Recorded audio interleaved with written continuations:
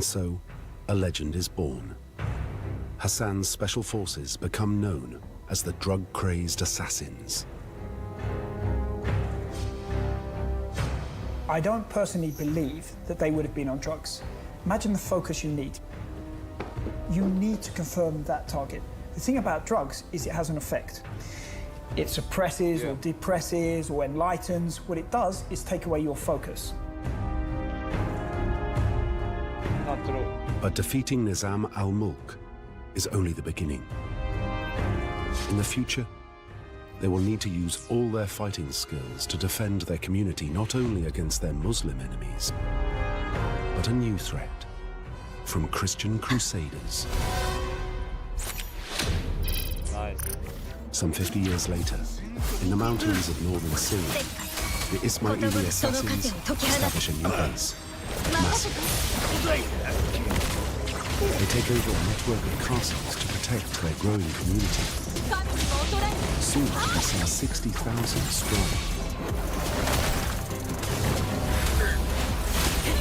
But here in the Holy Land, they find themselves in the middle of an even more dangerous power struggle. A religious war is raging between Sunni Muslims and the Crusaders from the west. At stake is control of the city of Jerusalem and its sacred places of worship.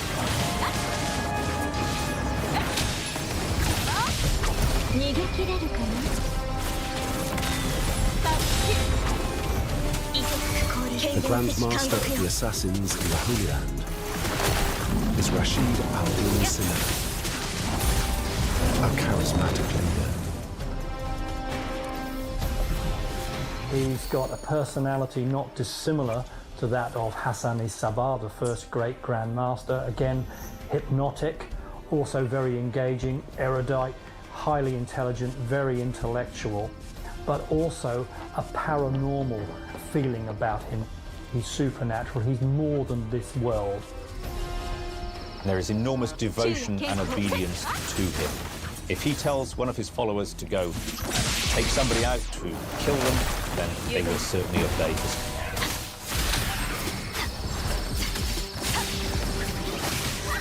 Caught between the Sunni Muslims and the Christian Crusaders, Sinan decides to target the man he sees as his biggest threat, the leader of the Sunnis.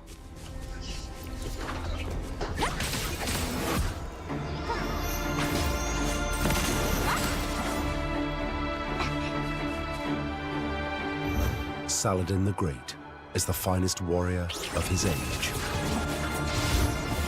He has won a string of victories against the Crusaders. He wants to draw the Near East together, Egypt, Syria, northern Iraq, under his rule. He is also a fanatical champion of the Sunnis. He is incredibly orthodox as a Sunni. We know that he carried out crucifixions of what are unorthodox or heretical thinkers. Saladin is a deadly menace to the Ismaili assassins. He is now #1 on their hit list.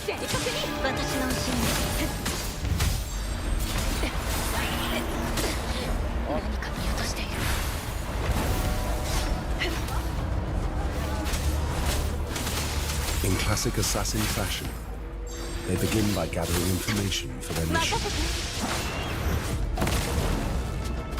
Syria's bustling cities are an ideal source of intelligence.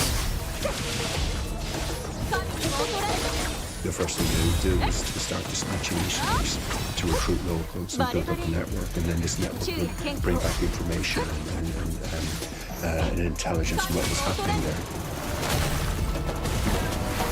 They recruit agents most likely to give them local knowledge. There's a constant flux and mix of merchants, and we know that Ismaili penetration into the merchant class was very strong. So there's a grassroots intelligence available to Sinan. His real skill is that he taps into that so well. We hear stories of him using things like carrier pigeons for communication, but I think what's more important is that in his own mind, he maps out the various pressure points and power plays that are occurring in Syria.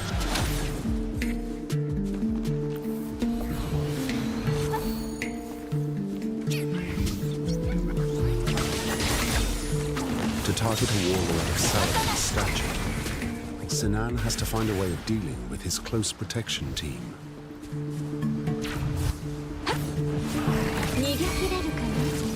These leaders of a very, very hostile and dangerous world will have had the very best bodyguards in the business. The very best bodyguards. Because your life depended on selecting the right guys. Sinan's network needs to provide detailed intelligence on Saladin's security. It would be really important to find out how their bodyguards moved, what they did, what they were trained in, how reactive they were. You would also learn when to exploit the bodyguards, because it's the same for today. No one can be 100% alert all the time. That's where the intelligence network is key. You would find out as much as you can about them. Armed with this information, the assassins can start training. They need to learn how to tackle the bodyguards. They have to know how to use this sword. Why? For a very simple reason. If you want to beat your opponent, it's not just what you do, you need to understand them. If they're going to draw their sword, how do you defeat that? The knife can even be used to take out an armed sentry. So as he goes through his guard, you stop him pulling out, you stab him in. Yeah, that makes sense. They practice how to take out a single sentry. First thing you must do is grab his head, pull it in, and then you finish with another stab.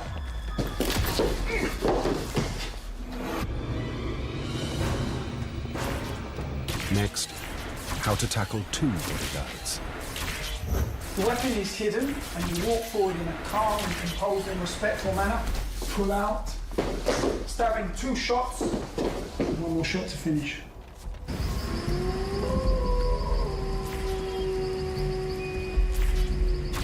After weeks of training, the assassins have one final problem to solve: how to infiltrate Saladin's camp. It's likely they go in disguised as soldiers. They were very, very good at doing this. I mean, they were able to get people into the most trusted positions because they blended in. They did not seem like a threat. They did not seem like an outsider.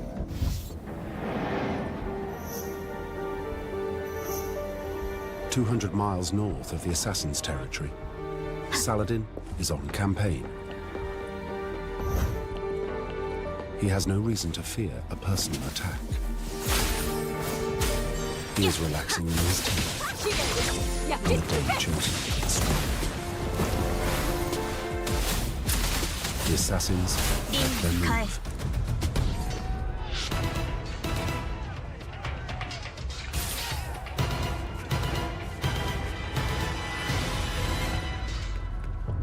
But the bodyguards prove too strong.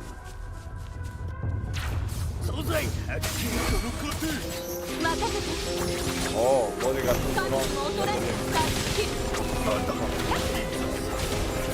For Sinan, it's a setback, not a complete disaster. He's at least shown to them he's coming to get him. It gives him the upper hand in the psychological battle with Saladin. Sign number 1. The great Sunni champion starts wearing body armor 24 hours a day. Saladin knows the assassins never give up. 맞아.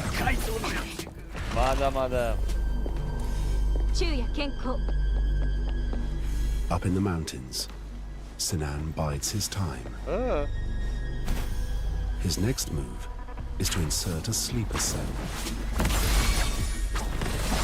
The Ismailis are quite prepared to wait. They're quite prepared to put in sleepers, as we might call them. They're quite prepared to wait a great deal of time until it's politically required.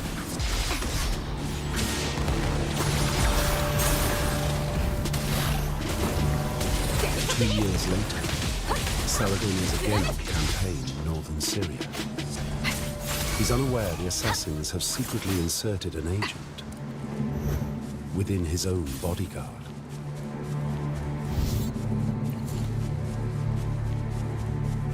우와.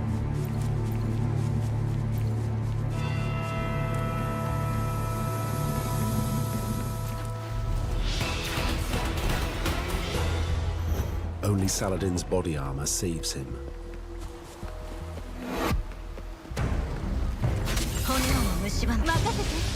The great warlord can no longer tolerate this threat. He decides to take the attack to the assassins.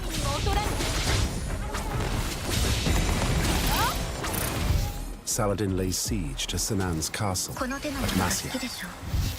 He is determined to eradicate the assassins once and for all.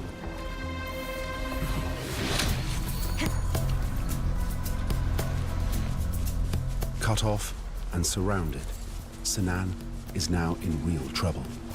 Even killing Saladin might not save the Ismailis. He needs to make the Sunni leader take his army away. Sinan has to come up with a completely different plan. Sinan has realised something. At this stage, what he can see is it's going to be more effective for him to engage just a little bit with this Sultan.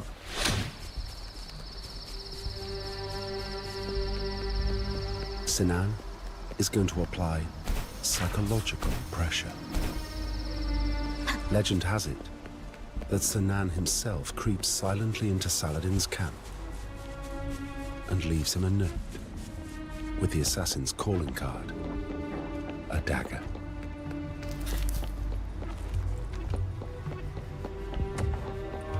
What you wanted to do, ideally, was intimidate them. The message is very clear, you know, we can get you. We can get you whenever we want. The note reads, "Death holds no fear for the Fida'in. I will defeat you from within your own ranks." The note is truly chilling because he's telling Saladin, you may threaten us with death, you may threaten us with extermination. You're threatening us with the very thing that we actually embrace. You're threatening us with something that holds absolutely no fear for us whatsoever.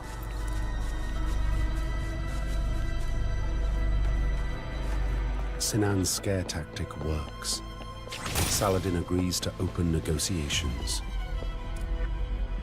Sinan has made a huge psychological dent into Saladin here. Then. Now, he sets up his final trick. He briefs an emissary with a strong message for Saladin. We're not going away. We're indestructible. You'll have to deal with us. Sinan makes it clear this is a message for Saladin alone. The emissary makes his way to Saladin's camp. He insists that he must speak to the Sultan in private. The negotiator says, this is just for your ears, not for anyone else. And Saladin dispatches everyone else except for his two most trusted bodyguards. The emissary again pushes him. He says, no, this is just for you. Why do you allow these two men to stay? Saladin replies, I trust these men as my sons. Whatever you can tell me, you can tell them, they won't leave. The emissary then plays Sinan's trump card. He turns to the bodyguards and he says, if I order you now to strike this man down, will you do it? For Saladin, it's a shattering moment. His most trusted bodyguards are revealed to be assassins. They're sleeper agents who've been implanted in his organization for years. And right now, if ordered, they will kill him.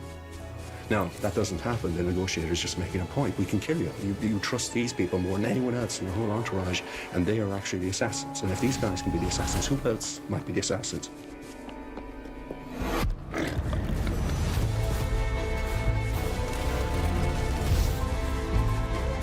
The psychological warfare works. Saladin lifts the siege, and Sinan's assassins are safe again. But their triumph is short-lived. They still face another major force in the Middle East, the Christian Crusaders.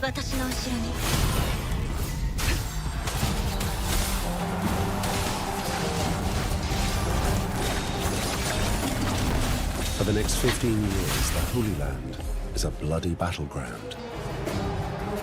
Muslim and Crusader warriors struggle for control of Palestine and the sacred city of Jerusalem.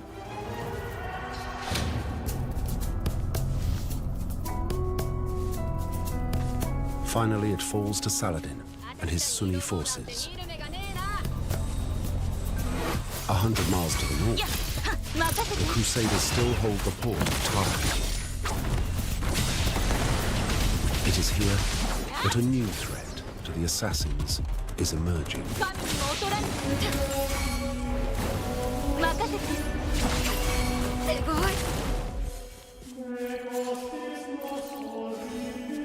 Tyre's ruler is an ambitious and ruthless Crusader baron, Conrad of Montferrat. He's part of a crusading dynasty.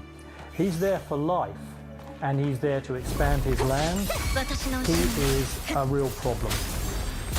There's every potential for Conrad to become to the Christians what Saladin had become to the Muslims. He's clearly a powerful figure, a dynamic figure, somebody whom you would need to be aware of.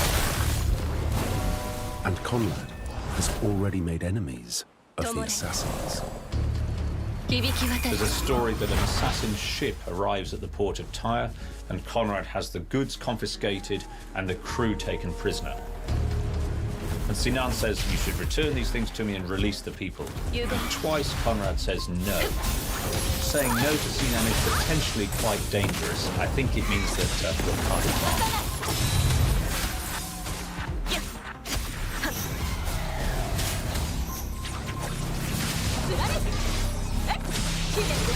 Sinan is so concerned with Conrad's growing strength, he decides to infiltrate his base in Tyre. His plan is to dispatch him with a sleeper cell.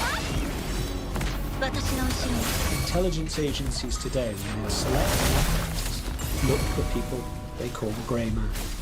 Somebody who doesn't stand out from the crowd. If you've got someone who's 2 meters tall and built to match, he stands out, he's going to attract attention. It's highly likely that the people the Ismailis selected for this kind of mission, they were people you wouldn't look twice at.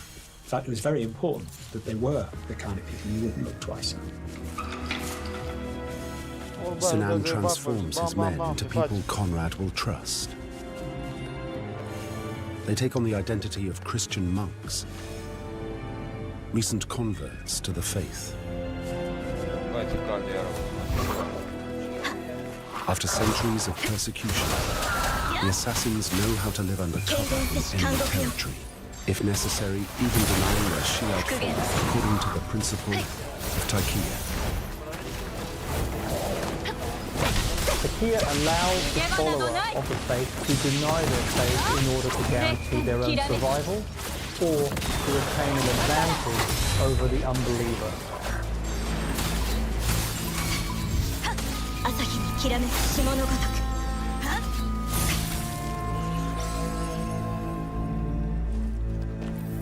But the assassins have to play their role carefully to avoid raising suspicion.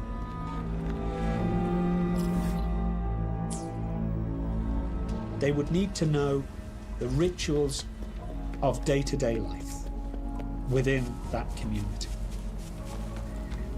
They would need seamlessly to fit in to the routines of the day.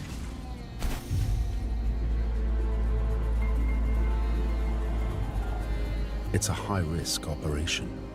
One slip, and Sinan's men could find themselves in a torture chamber.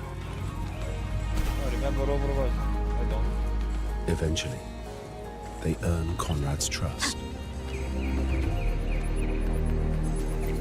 Relying on the usual assassin traits of being charming and reliable and capable and all the rest of it, you can worm your way into positions of trust and security. And that's exactly what they achieved.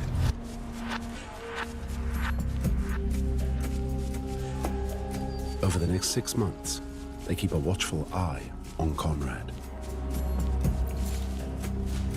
At this stage, their orders are to spy on him, not kill him. But then, their plans change.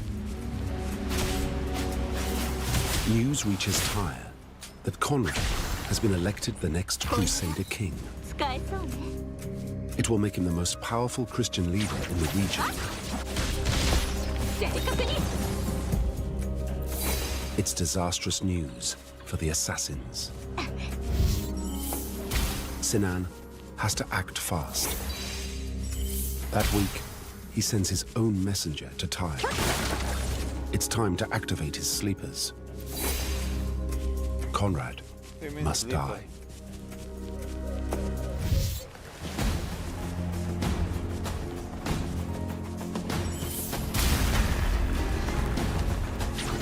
Secretly, the two assassins begin training for the mission.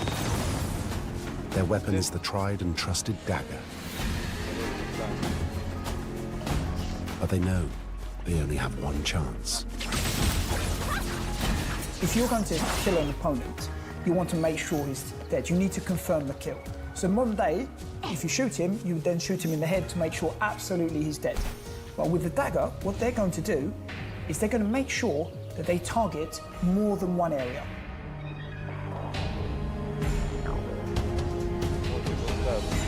Only when they've perfected their moves do the assassins go for the kill.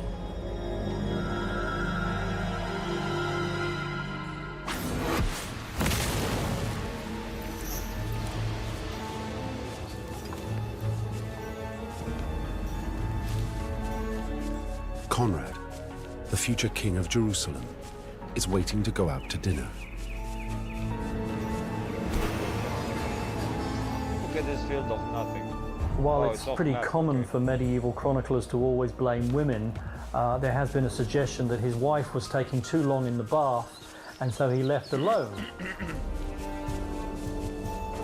Conrad walks out into the streets to dine with a friend. Things are coming to a head. We know that Sinan has to get a result, that Conrad must die because the coronation is coming up soon. So the sleeper cell decides to take its chance at this point.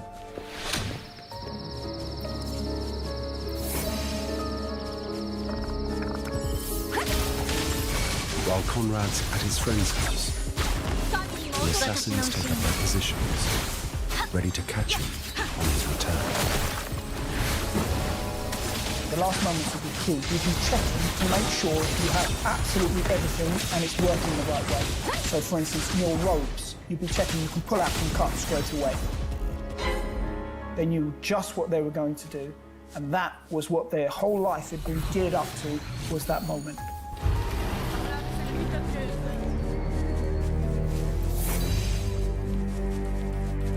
Later that evening, Conrad begins to make his way back from dinner. I think we can imagine a man who's not really looking for immediate threats that are posed to him. He's going along a particularly narrow street. There's two men sat one on either side. And when he sees these two figures by the side of the road, figures whom we hear that he's apparently reasonably familiar with, I think his guard would certainly have been down. And then they strike. Conrad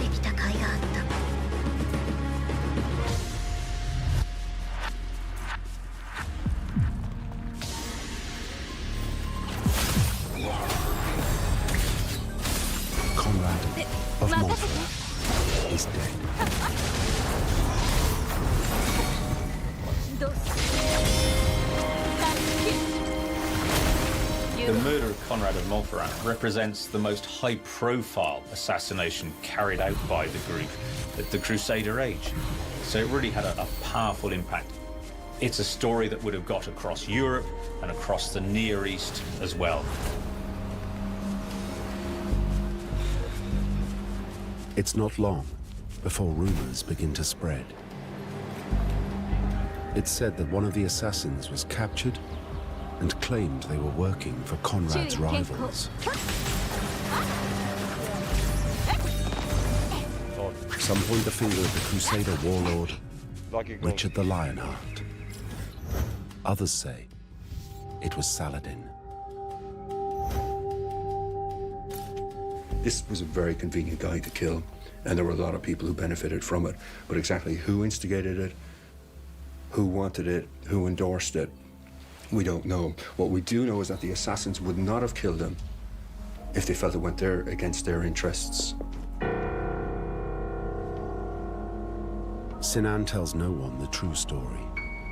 It only enhances the myth of the assassins. The assassination of Conrad of Montferrat will be his greatest triumph. Within a year, Sinan is dead.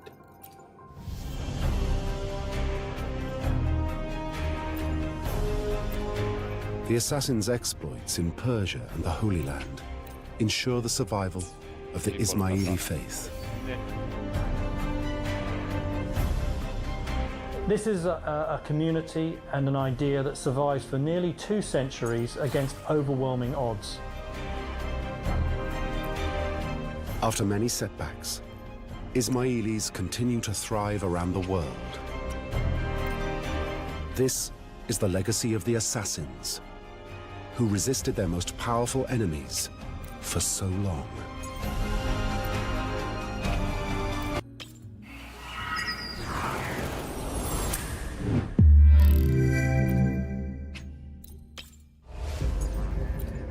The Knights Templar, a secret brotherhood born in the throes of the Middle Ages, only to vanish after 2 centuries in existence.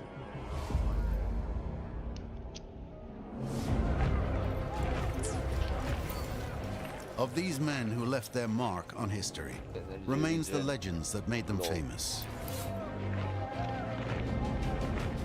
Their white overcoats bearing the iconic Red Cross, the riches they amassed, their discipline and ferocity in battle. These were the elite troops, the special forces of the 12th century. After 1,000 years, mysteries still surround the myth of these soldiers of Christ. Are they priests? Are they monks? Are they knights? What are they? The English chronicler called them a certain new monster. Who was behind the creation of the world? What was its mission? And how did the Templars become so powerful?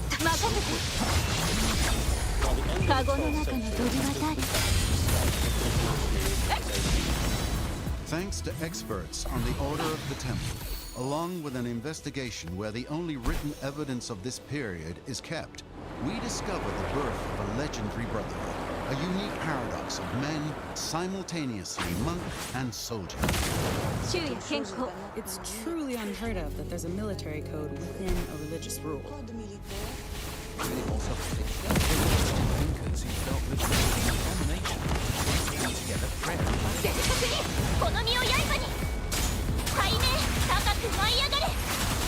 From the arid lands of the East to the royal courts of France, discover the rise of the first. See how they rose kings and all across Europe to their cause. People began to offer huge sums of money, large numbers of donations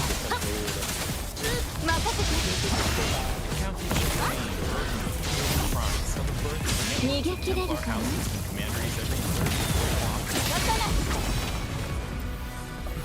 completely anticipated to become that powerful that quickly. This is the story of the birth of the Knights Templar, a handful of men who transformed a simple brotherhood of soldiers into a religious order prepared to reign over Europe. Terrible. Terrible.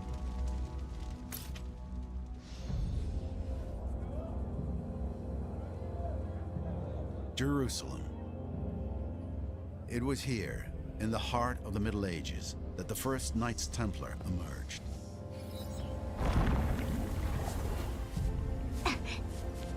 At the time, only a handful of knights. Great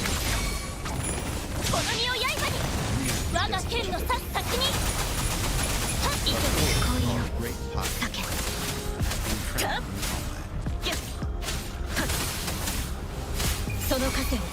Sworn to dedicate their lives to a new cause. Protection of the Holy Land and of the Christian pilgrims who come there to worship. To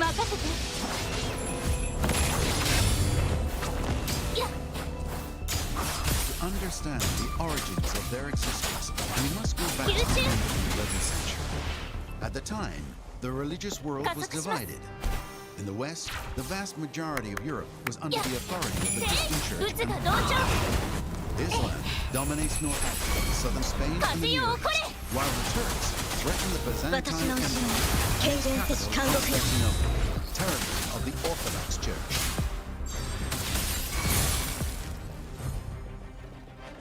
With Pope Urban II's call to action, the First Crusade witnessed thousands of Christians marching across Europe to reconquer the Holy Land. After 3 years of violent fighting, these crusaders reclaimed many possessions, in particular the city of Jerusalem, where Jesus Christ was crucified and where his tomb lies. They get to Jerusalem in the summer of 1099, outside the city walls for about a month, laid siege to Jerusalem, and once they finally breached the city walls in July, there was a bloodbath. It was said that blood was running knee deep. This could be a medieval exaggeration. The medieval chronicles are prone to exaggerate the scale of carnage, but it was pretty bad. Muslims were slaughtered. The First Crusade gave birth to the Crusader states, the County of Edessa, the Principality of Antioch, the Council of Tripoli, and the Kingdom of Jerusalem.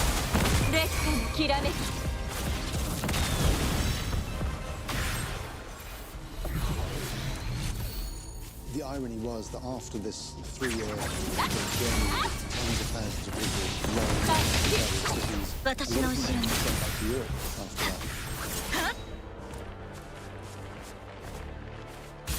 At the dawn of the 12th century, the security of these Crusader states threatened the few knights of very diverse backgrounds who chose to settle.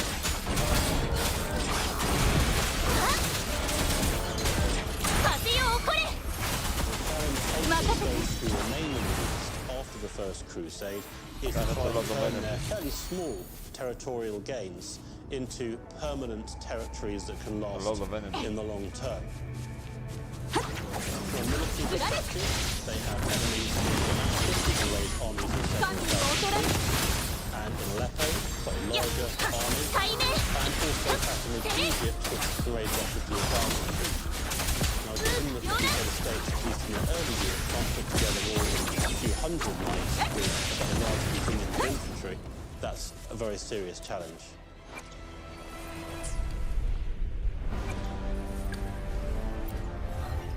In Jerusalem, Christian pilgrimage is on the rise and is organized by the authorities of the Holy City, the King of Jerusalem, the Latin Patriarch of the Catholic Church, and the canons of the Holy Sepulchre, which govern religious rites in the city.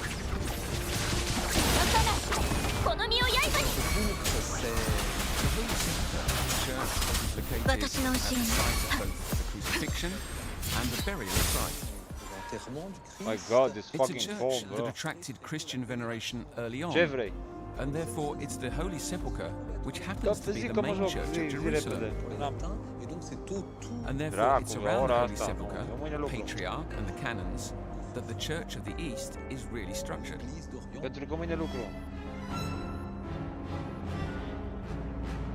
At their side are the members of the Order of the Hospitallers of St. John of Jerusalem to help welcome pilgrims and care for the sick. But guaranteeing their safety is becoming increasingly difficult. Pilgrims arriving in Jerusalem were under constant threat of guerrilla raids from ambushes. So all pilgrims arriving in Jerusalem could be attacked in the vicinity or near the holy city. The outskirts of this holy land are by no means safe.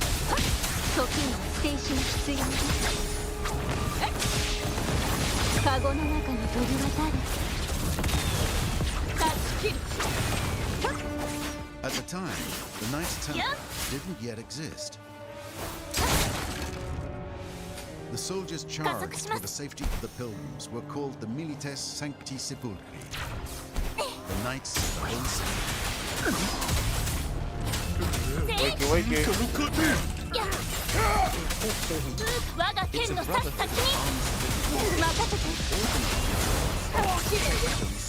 a brotherhood of property throughout the kingdom of Jerusalem.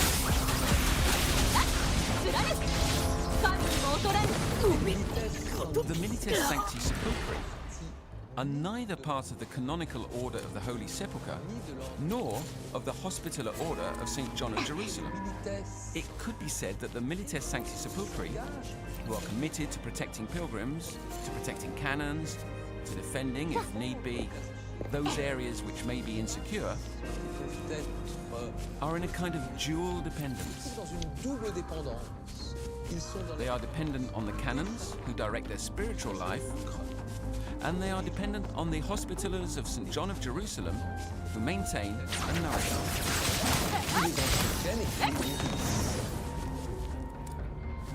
Among these Milites Sancti Sepulchri, one knight will claim his independence. His goal is to form a more powerful group, a hybrid order which no one had ever dared to imagine before. Soldiers of a new kind, both religious and warrior. This knight is what will much later be known as the Order of the Temple. His identity and history for the first time in a 12th century text written by Michael the Syrian, patriarch of the Jacobite Church of Antioch. At the beginning of the reign of Baldwin II, a Frenchman came from Rome to Jerusalem to pray. He had made a vow not to return to his own country, become a monk, and had helped the war for 3 years. Along with the first $45,000 expense. Oh my god. $45,000 expense. They advised $45,000 expense and defend the place against Bro, bandits, you need to rather go than and leave. become a monk in the hope of saving only his own soul. Jesus. Now this man, whose name is alone. Yuan de Pan, Play a fucking accepted game. this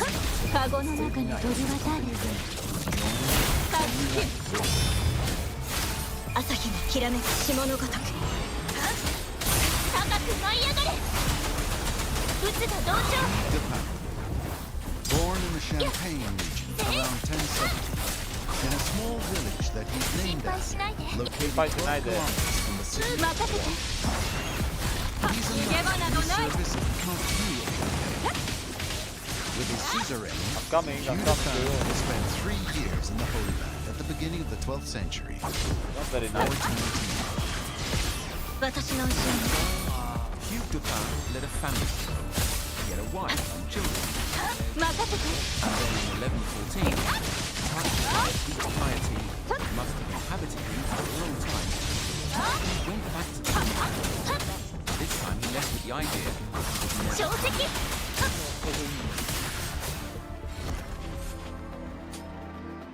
of Hugues de Pan is a military strategist, a defender of the Holy Land. He truly experienced what Jerusalem was, and it must have been a revelation. In Jerusalem,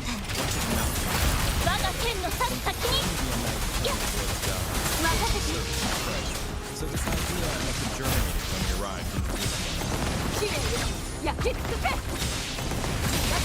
Over several years, Hugh de Pan refined his project. And in 1119, one event will change his destiny.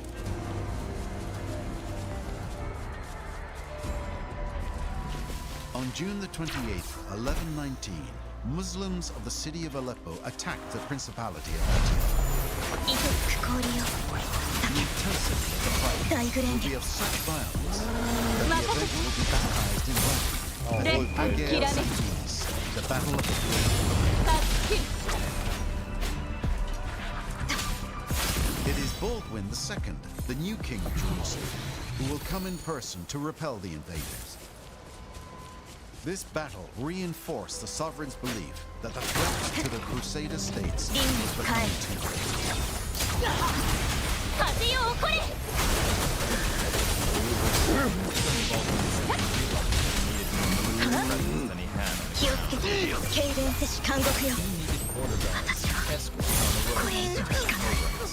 He needed additional forces.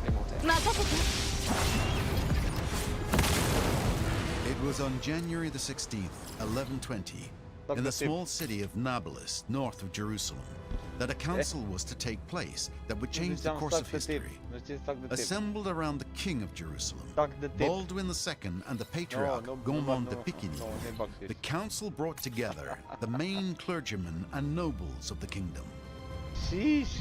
On that day, the two men approved the project conceived by Hugh de Pan, the formation of a new order of knights, both religious and military, dedicated entirely to the defense of the Holy Land. The opportunity was seized by the king and the patriarch together to gamble that these knights could be operative, and the patriarch played this game, which was not a foregone conclusion, because these knights, who had gathered in the shadow of the Holy Sepulchre, were empowered. They detached themselves from the patriarch. They claimed to lead a religious life of their own, to no longer obey the directive of the Holy Sepulchre. The master chose to align themselves without ceasing to be what they were, that's to say, knights and warriors.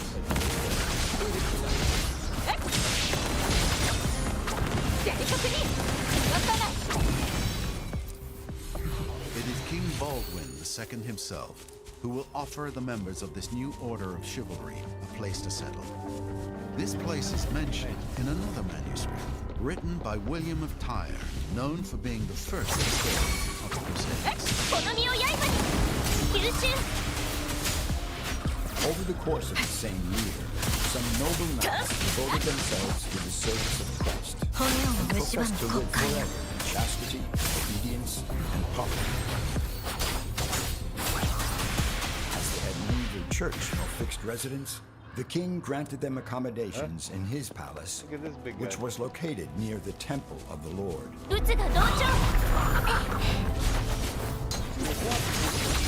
Baldwin II made a very strong gesture by offering his palace to them in Jerusalem.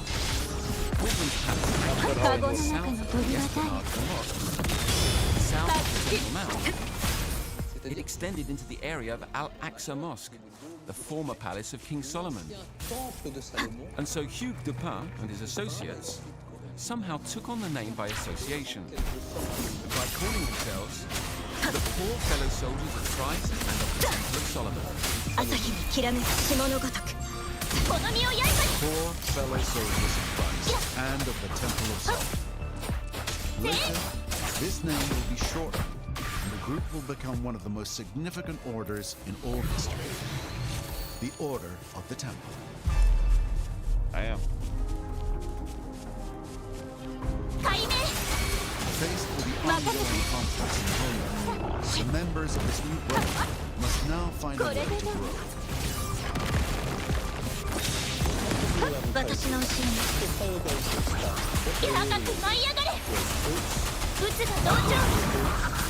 money and land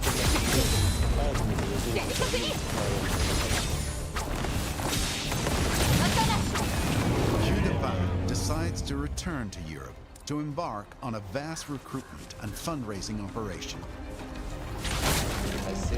From country to country, France, Champagne, Flanders, England, to try to recruit and promote his project.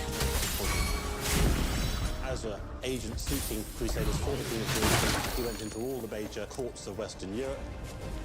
People began to get curious about who he was, what he was always trying to achieve, and when they found out, they were immensely impressed and began to offer huge sums of money, large numbers of donations to the temple, so much so that it became well-known. But Yuan and the founders of the Order know that to bring more men and money to the Holy Land, they need to be recognized by the highest authorities of the time.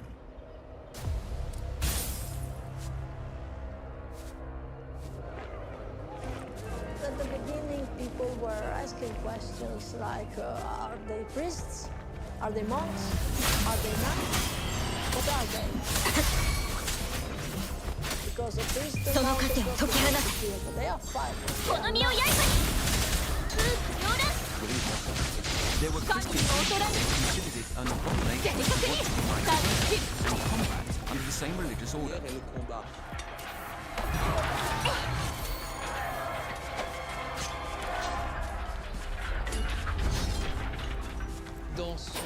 In his desire to consolidate community, to transform it, Hugh the Pope had to obtain the permission of the Roman Church.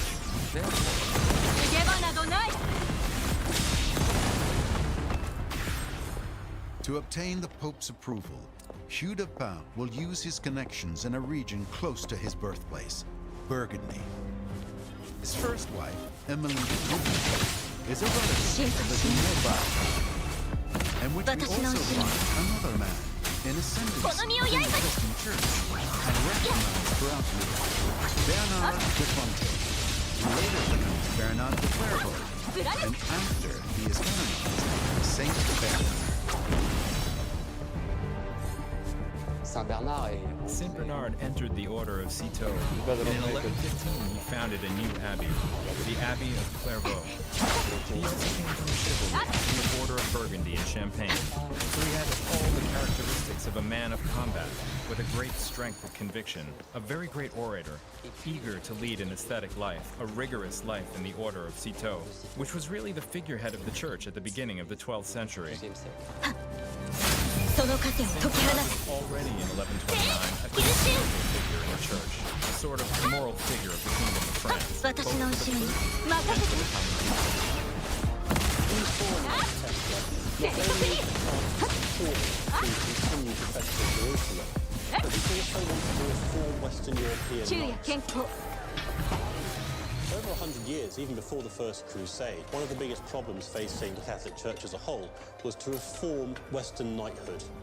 Knights were seen to be troublemakers. They fought vendettas against each other, they caused trouble, they were seen to be arrogant and proud, and so Bernard of Clairvaux saw in the Knights Templar the idea of using the Templars as a role model for Western knights, say, this is how you should be, try to steer them away from their internal feuds and into what he perceived to be a more godly form of vocation. This new order of the Temple opportunity for Christians. Bernard de Clairvaux, which would go down in history, entitled "In Praise of the New Chivalry." This is a new kind of punishment. Flesh and blood, and against they live without wives or children, dwell under one roof, have no property of their own. They are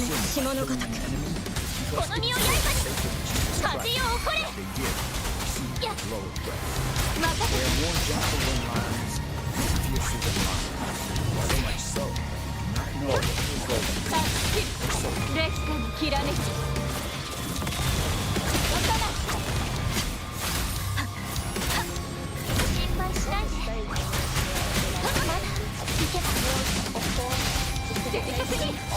But it wasn't just that. What was most important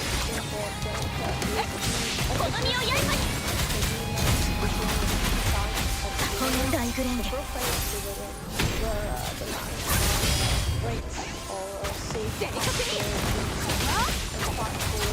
and love the beautiful dresses, the beautiful horses, and another kind of new chivalry.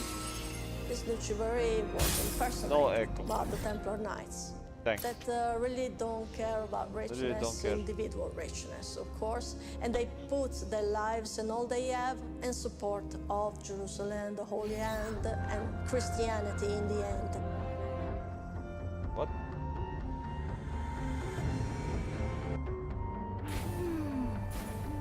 Ninja Masters. The Shadow Warriors of Feudal Japan.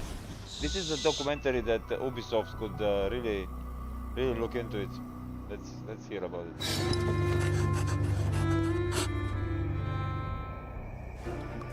They're the special forces of feudal Japan. Yeah, Shadow that's a good lesson who stop at nothing Ubisoft. to get the job done. The ninja were very much the unconventional warfare experts which any army needs. The deadliest killers. Their genius is deception. They're lethal in battle and specialists in cunning, betrayal, and strategy. Never trust a ninja. Even your own ninjas, do not trust them. They will lie and make things up and cheat. Ambush, infiltration, assassination, and espionage.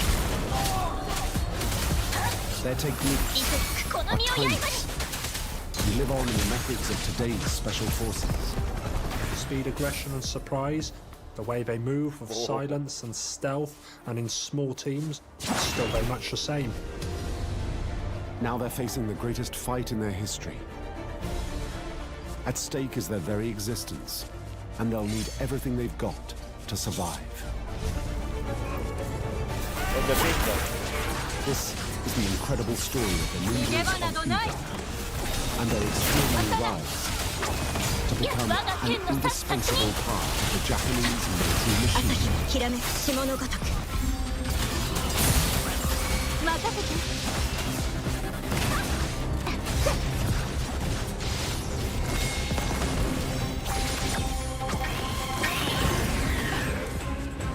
I want to get the top there.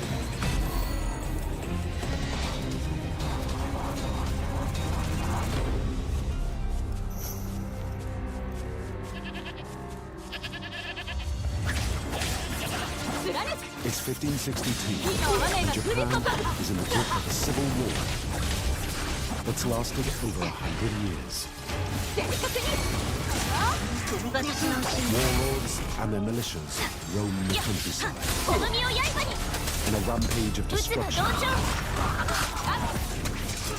that's tearing the country apart. In the wilds of central Japan, a year-long campaign is culminating in a siege. And the prize for the attacker is Kaminojo Castle. Determined to take it is an ambitious young warlord called Tokugawa Ieyasu. But he's facing a serious problem. Because inside the castle Okay. What the fuck was that? are his daughters. I thought it was some kind of boss. And they'll be killed if he attacks. Years earlier, he agreed to send them to Kaminojo in a peace deal. It's standard procedure in a country where no one trusts anyone. Now, he badly needs to go back to the deal. With warlords fighting against each other, allegiances were quite often made and broken at a moment's notice. It was recognised very early on that hostage system would help keep allegiances. That as long as they behaved and followed the rules, the families would be kept safe. If they broke the rules, the families would be executed, and it was a great way of keeping control. Despite his massive army, Ieyasu has had his hands tied for over a year. Not Yasuke, Yasu. Okay. He can't touch the castle.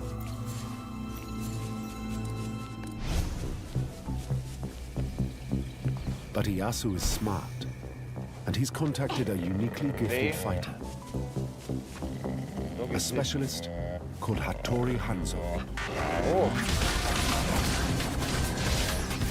And Hanzo is known for one thing: unconventional warfare.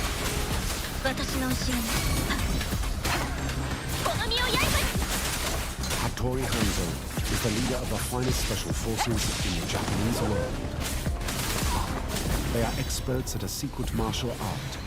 How is Sanhua and how is Shinobi. Jingling's whatever the fuck, Yang? Much later, they will be known Okay, what's that name? Yang. as ninja. 4-star, I don't know. Ninja is actually a very modern term. Back in the 1500s, they were known as Shinobi no Mono, Shadow Warrior. The ninja were renowned for never being spotted and being invisible,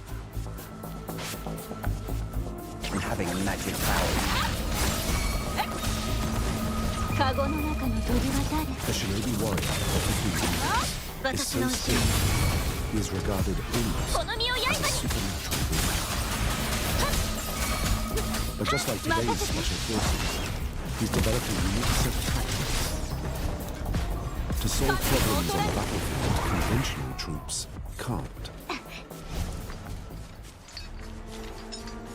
And the ninja's particular talent is for intelligence gathering and infiltration.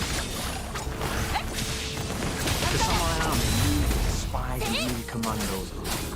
So ninja have developed these skills. They spy and they do commando infiltration raids. And these were needed for frontline troops or for information gathering. And there's another reason why Hattori Hanzo and his ninja are so highly prized.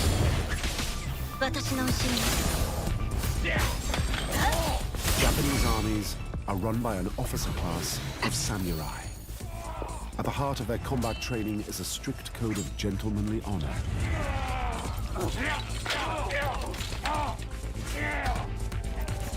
And the one thing they won't touch are dirty tricks. What we call black ops. Assassination, murder, and salvage.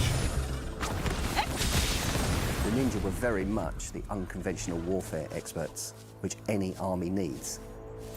Samurai honor precluded them from doing certain tasks that they saw beneath them.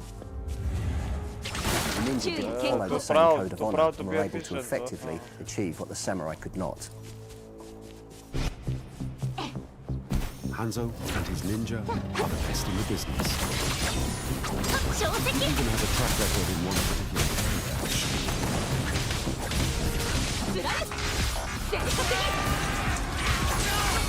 He's an old hand, penetrating castles and freeing hostages. Ieyasu doesn't take much persuading to sign the God, I ninja love up. they don't have a cooldown on switching And there's characters. just one order. In this bitch. Rescue my daughters. Now we actually saw the immense capability of Hattori Hanzo as the commander, the general, for the ninja, and he brought him in as one of his generals. And as one of his generals, he was feared, and he became known as Devil Hanzo.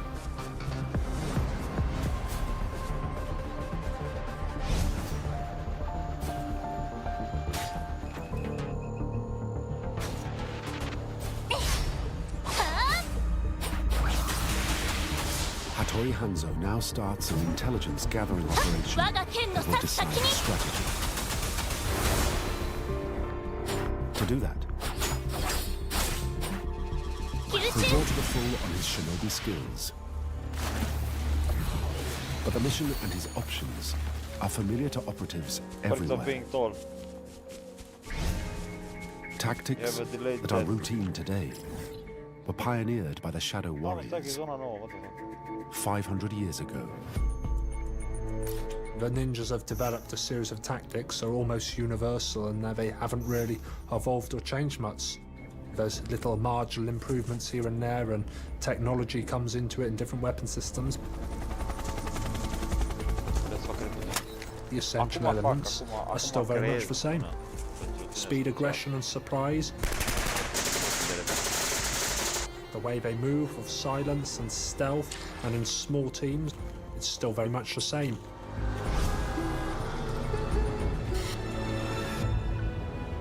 One man who knows all about the problems facing Hattori Hanzo's ninjas at Kaminojo is Jason Williams.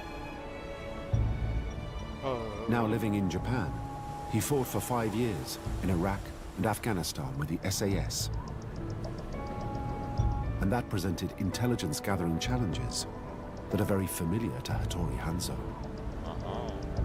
Getting good information boils down to a handful of options. You're usually going into an enemy complex or an enemy building, maybe an enemy compound. There are two ways of doing it. You can do a long-term operation or you can do a short-term. Long-term means more of a sleeper cell approach. You'll be going in maybe a few years before you even get any information out. It's a very long-term operation and there's a lot more risk to the individual who's involved and a lot more stress on them. By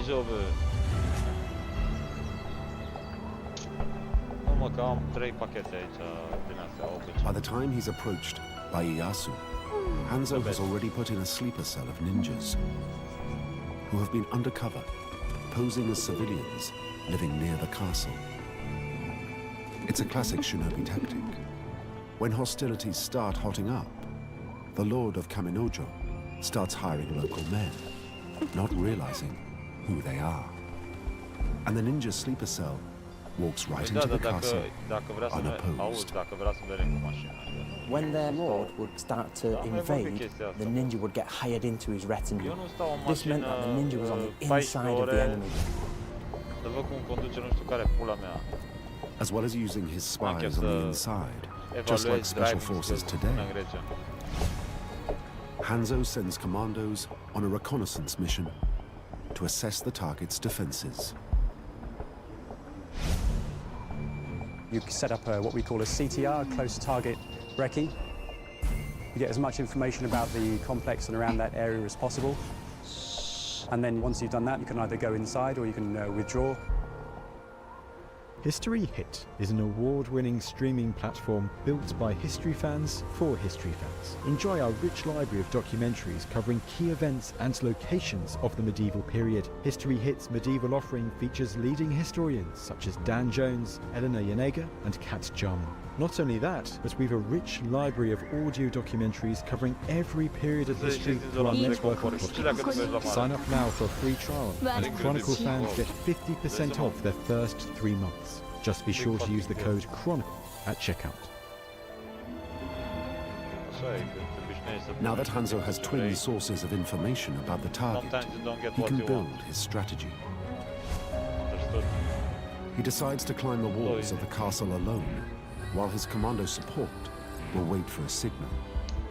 Then, he'll go on into the complex in a solo snatch operation.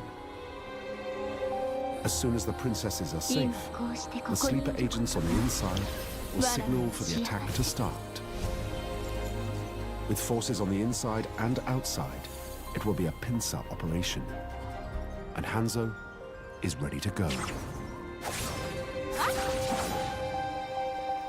It is now vital to ensure the timing is right and all conditions favor the ninja. Now, normally, a ninja did not infiltrate in the full moon. He'd wait till 8 days after the moon or 8 days before the moon, so it was dark. And he'd wear dark clothes.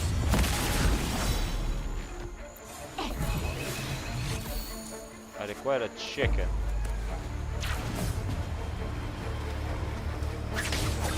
Using tried and tested ninja techniques, Hanzo now rises up the castle walls. He'd use iron spikes, and he'd place spikes in the castle wall. And he'd climb all the way up to the top. Once at the top, the ninja starts to soar through the walls using special shinobi techniques.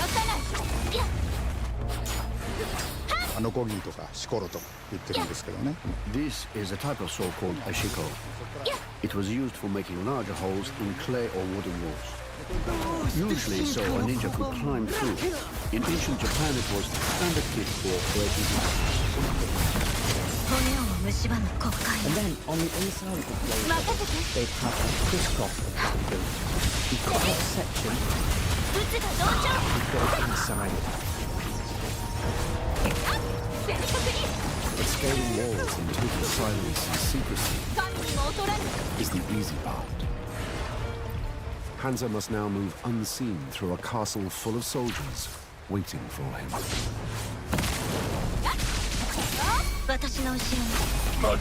Now once inside, he'd wait. He would be waiting for the people to come along with torches on patrol.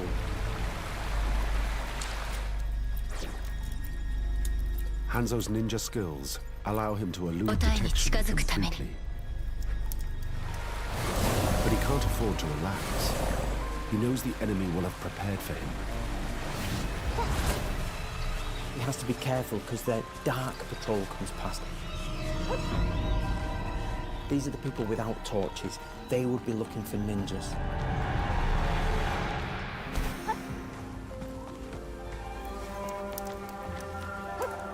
Sleeper agents meet Hanzo to direct him to the royal apartments.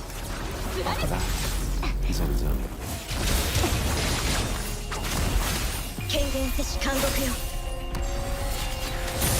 The ninja must now overcome sentries and make his way deep into the castle complex. Once again, he turns to classic shinobi techniques to fell his enemies.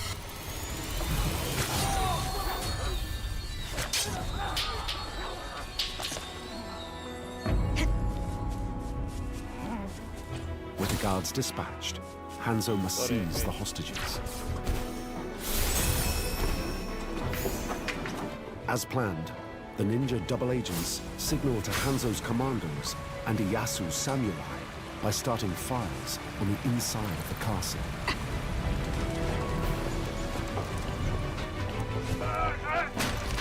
The commandos penetrate the defenses as Iyasu's conventional forces overwhelm the castle.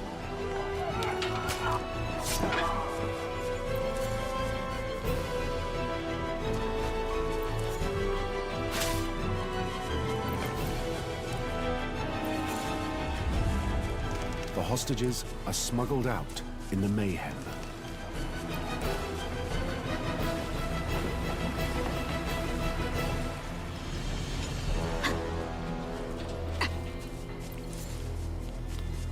This operation is a classic example of ninja technique. Being able to infiltrate the enemy's positions, influence what went on, and to attack from within.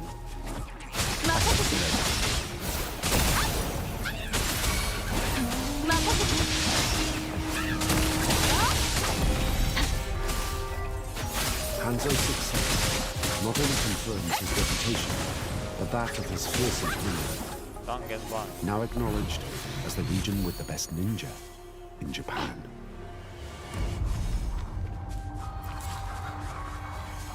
It's a place of mists. On a high mountain plateau cut off from the rest of the country. Its people are different. Fierce mountain folk with proud, independent spirits. Its name is Iga. Ninja were mainly found in Iga. Iga people were known as the best ninja. They would go to all of Japan and they would present themselves to their lords and say, I'm a ninja, I'm from Iga, I'm trained in the arts of ninjutsu. Then the lord would hire them. The ninja, or shinobi skills practiced by the men of Iga, have been developed over centuries of warfare. They draw together the extreme physical power of the martial artist, the swordsmanship of the samurai warrior, with tactical expertise from ancient China and the writings of the Chinese master military strategist Sun Tzu.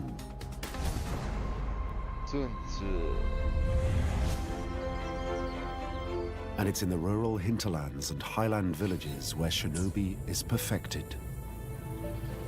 Living in Iga, means surviving a harsh mountain climate. And by the time a ninja starts his training, he's already tough. But to be allowed to become a shinobi warrior, he must go through a series of brutal tests.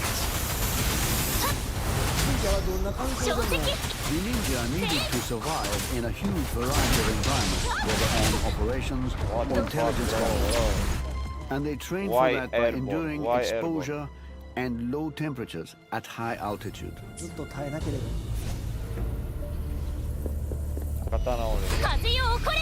special forces today, constant training in mountain survival is at the core of the making of an effective operative.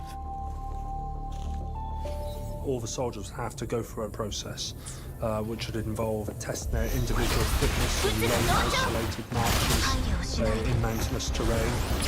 How the fuck did he hit me? Then their personal skills would be tested to the utmost.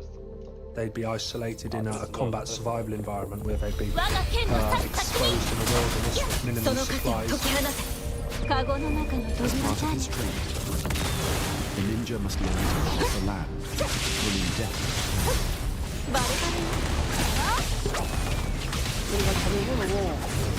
The ninja were experts in optimizing their diet so they could resist the cold and hunger.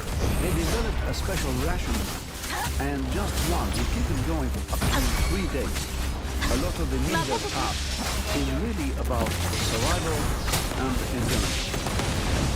It isn't just physical fitness that the training needs to learn. The entire point of the ninja training was about enduring. He had to endure mental problems. He would be in He had to train himself to not break under pressure.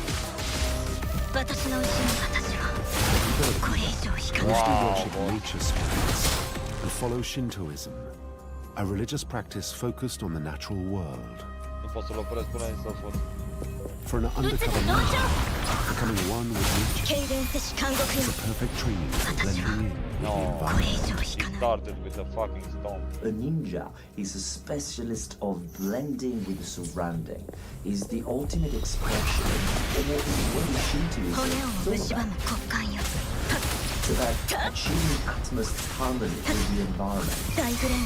So a ninja would disappear to the eyes of the common viewer because he managed to become almost sort of seamlessly connected to the nature around it. Just like a ninja in 16th century Japan, today's the Navy SEALs or the SAS have an advanced training in camouflage and concealment. The ability to blend into the surroundings is an essential skill. If you're in any natural area in the countryside, you're always aware of how people are looking at you or where they're going to be looking at you from. The SAS, like the ninja, have a sense of concealment drilled into it so it becomes instinctive in operating together. Shape, shadow, and silhouette are a constant concern. There's shape. It's not only round shapes, but perfectly straight lines. Then there's shine, the bridge of your nose, your forehead, any neckline you got. You want to eliminate any shadow coming from yourself. You want a ridge line, you should avoid silhouetting yourself. Be mindful of your footboard, leave no sign, don't cause disturbances. There's a branch on the floor, don't snap it or brush up against tree branches.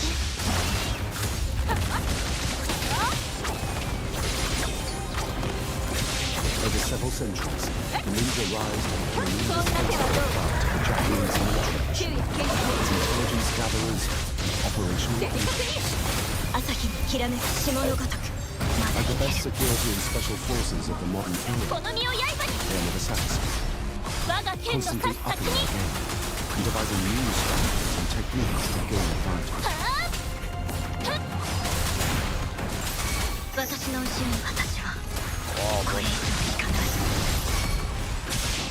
But now, 17 years after the siege of Changli, Wuthering ninja face their biggest danger. It's a gigantic army, rolling through the country, crushing all that encounters. is led by a cruel overlord known for his love of extreme violence. He's a genocidal megalomaniac, unmatched in all Japan's bloody history. Oda Nobunaga is bent on one thing: absolute power. Nobunaga's plan was to unify all of Japan, and that was his one goal. So nobody was spared from his forces on ground. This is what he was going to do.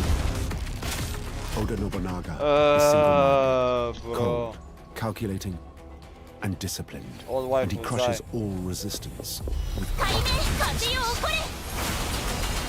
The trouble is, the eager don't bow down.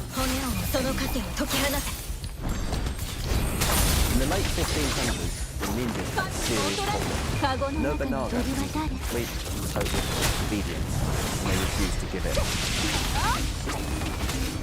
The opposing forces are on a collision course. Neither is used to giving way. This devastating confrontation. Bro, dodge, don't attack, dodge. The only solution Nobunaga had Don't was press to both. invade, and he did so with a vengeance.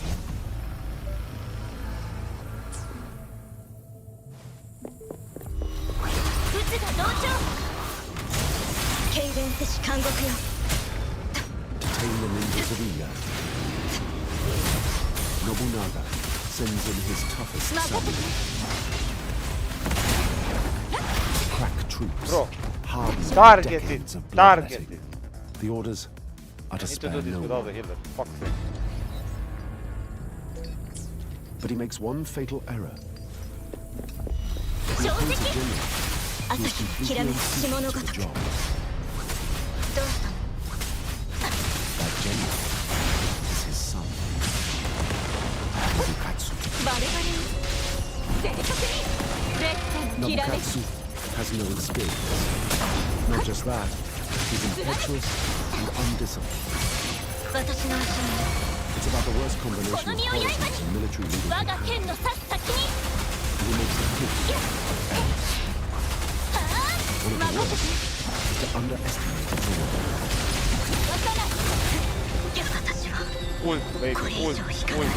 He thinks the code of honor of his samurai gentleman cannot fail against people he dismisses as a bunch of eager peasants. Right from the beginning, Nobukatsu made some basic mistakes.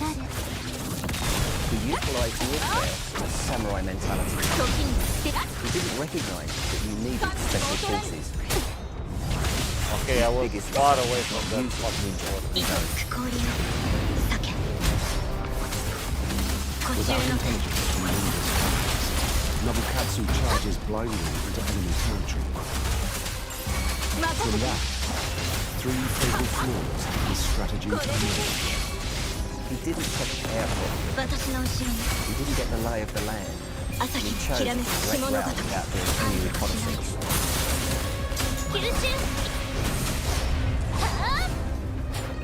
It's a serious blunder. Nobukatsu is entering unknown territory. And what he doesn't know is that Iga is unlike any other place in Japan. Iga has a river running through the middle called the Hattori, and on certain days the whole valley is thick with a mist. Sometimes Iga can seem like a hidden world, shrouded in mist.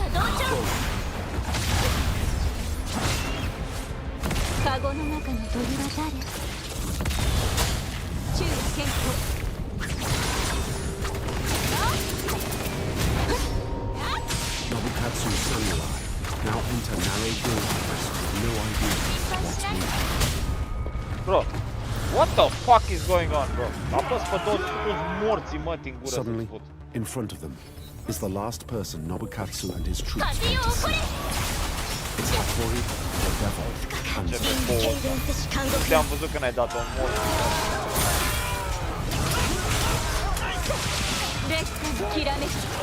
just at that moment, the wet closes in. Fog suddenly filled the valley. This is where the ninja do what they do best. They got down close and personal. They attack from the side and from the back,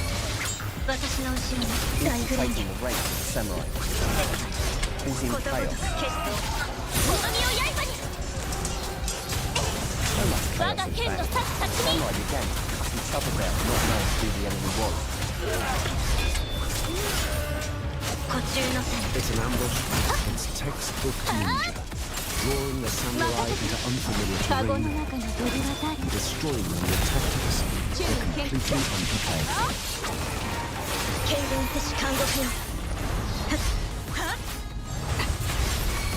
It has disastrous consequences for the invaders.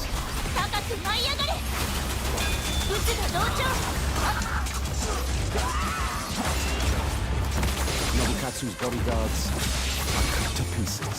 Now the general is still alone against the ninja. He can't for himself.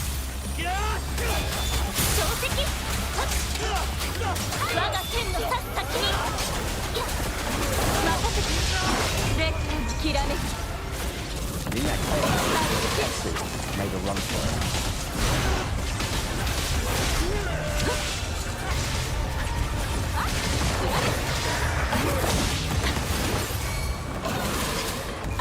He was the only one to survive the complete massacre.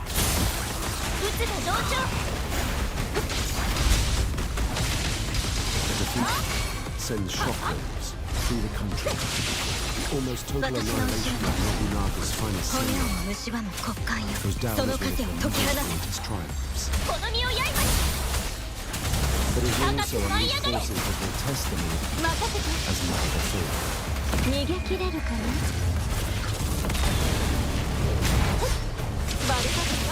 Within days, the ninja spy network reports Nobunaga stealing the biggest army Japan has ever seen. Columns are streaming from every region with one order: destroy evil. The ninja know they can't defeat so huge an army, and there's only one solution. Nobunaga must be assassinated.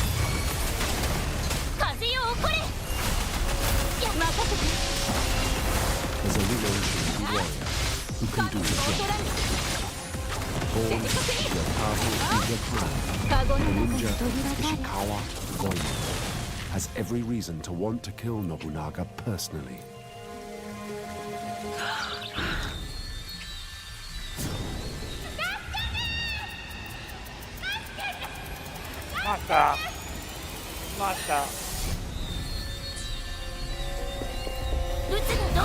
His whole family was murdered by Nobunaga's forces, and getting revenge has been his life's ambition. The job of killing Nobunaga will go down as the toughest assignment ever faced by a ninja assassin. The warlord is constantly surrounded by a crack force of bodyguards and employs ninja killers himself from the Iga's rivals.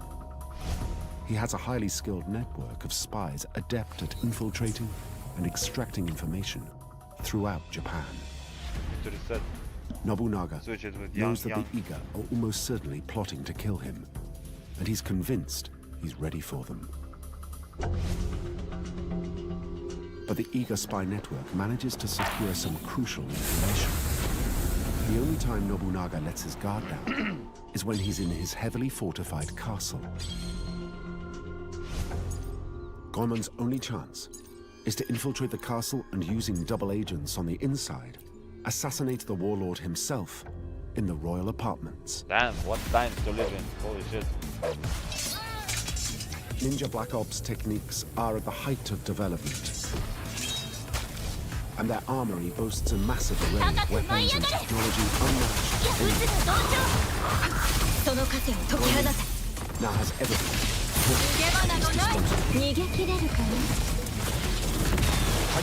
ago, Ninja had something called the art of fire, and they used gunpowder for everything from signaling to explosions and lighting effects.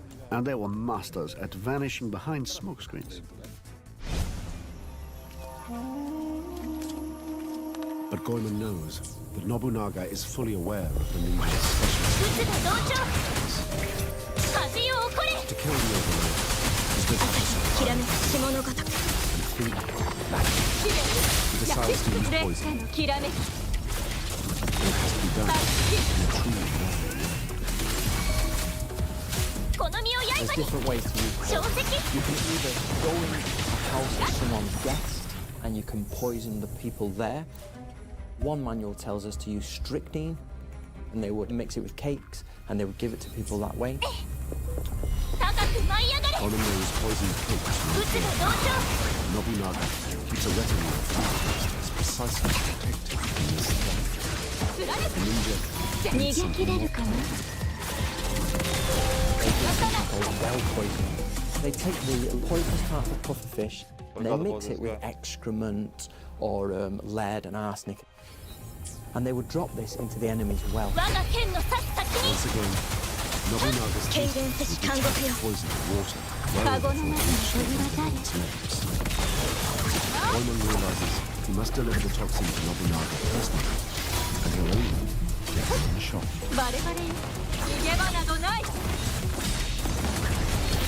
He turns to a substance that remains today one of the most toxic in the world. It's called Wuthering. A couple of drops will kill an adult in minutes. There is no antidote. Victims die loud in agony.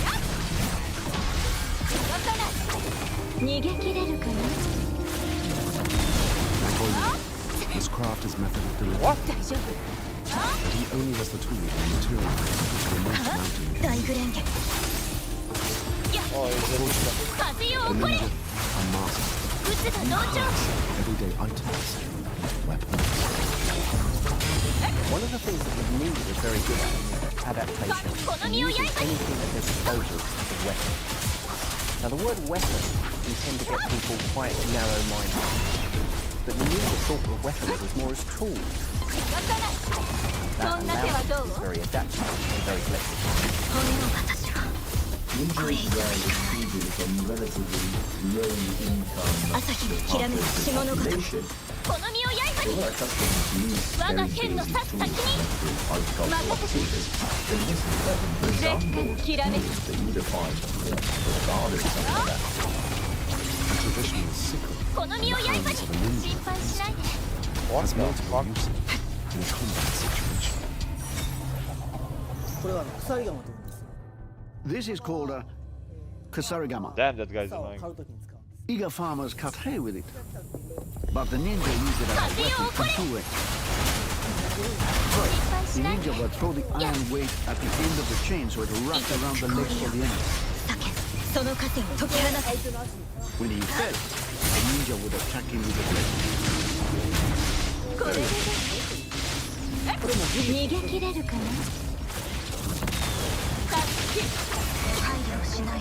Goemon's plan is now ready. He's going to put the rich bone into Nobunaga's mouth in a way no one's ever thought of. Before he goes into action, there's one more vital element to the ninja's attack. In the chaos of battle, fear is the greatest enemy, and the ninja learned at a very early stage that fear is something to be embraced. Miss the dodge again. And so quite often before an operation, they would begin a meditation. They would meditate in the fact that they had no home, no family, no friends, no country. All they had themselves, their weapons, and their spirit. And this was so that they could act completely without distraction. Goemon turns to his spiritual training of Shintoism to prepare his mind for the assault. He uses an ancient practice that hones concentration and produces complete psychological detachment from fear. It's called Kuji. Kuji is one of the ninja spiritual arts. A ninja will summon 9 concepts with his hands to make his mind trip. There are energy, harmony, healing, intuition, awareness, force, creation, zen.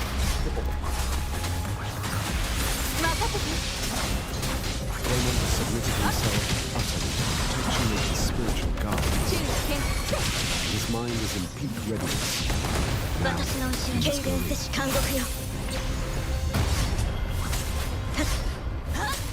小石我が剣の刺す先に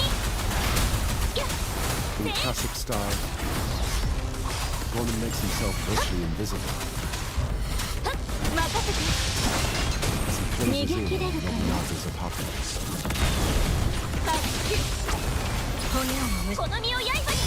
Double agents working on the warlord's staff, giving him the information he needs to navigate his way to the target. Once inside the apartment complex, he maneuvers himself to a space above the royal bedchamber. Ninja agents in the castle have drilled a tiny hole in the ceiling and positioned the royal bed so that the target's head is directly beneath it. Applies the wolf blade to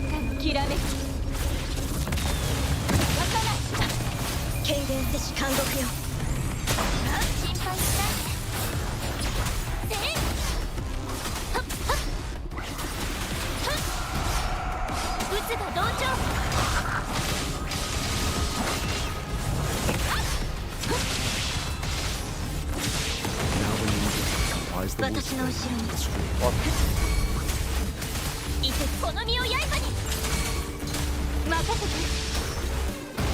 Just as he's delivering the dose, Nobunaga wakes. Gorman knows he's failing. Now he must escape the only way he can.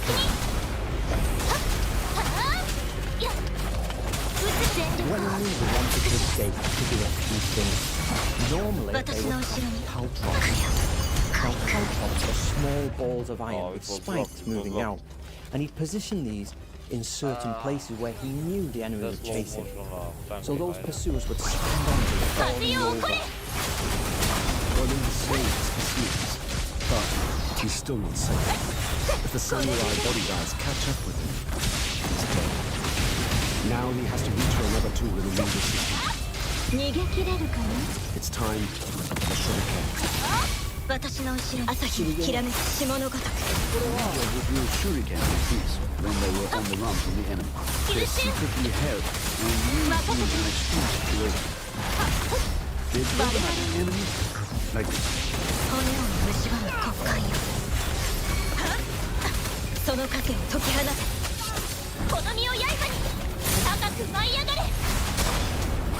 Gorman might fail, but the assassination attempt is a textbook example of shinobi ingenuity. Adapting simple everyday objects to lethal.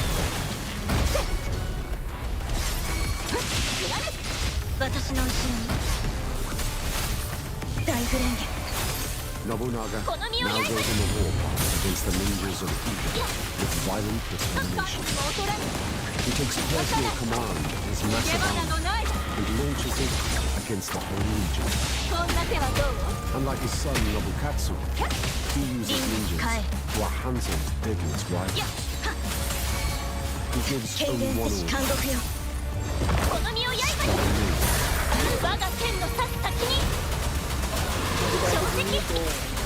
Nobunaga was completely cold-blooded.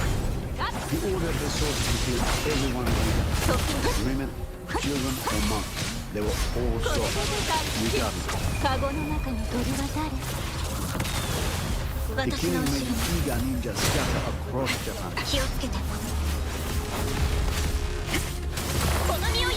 It's a blood lesson that remains in the heroes of Japanese history to this day.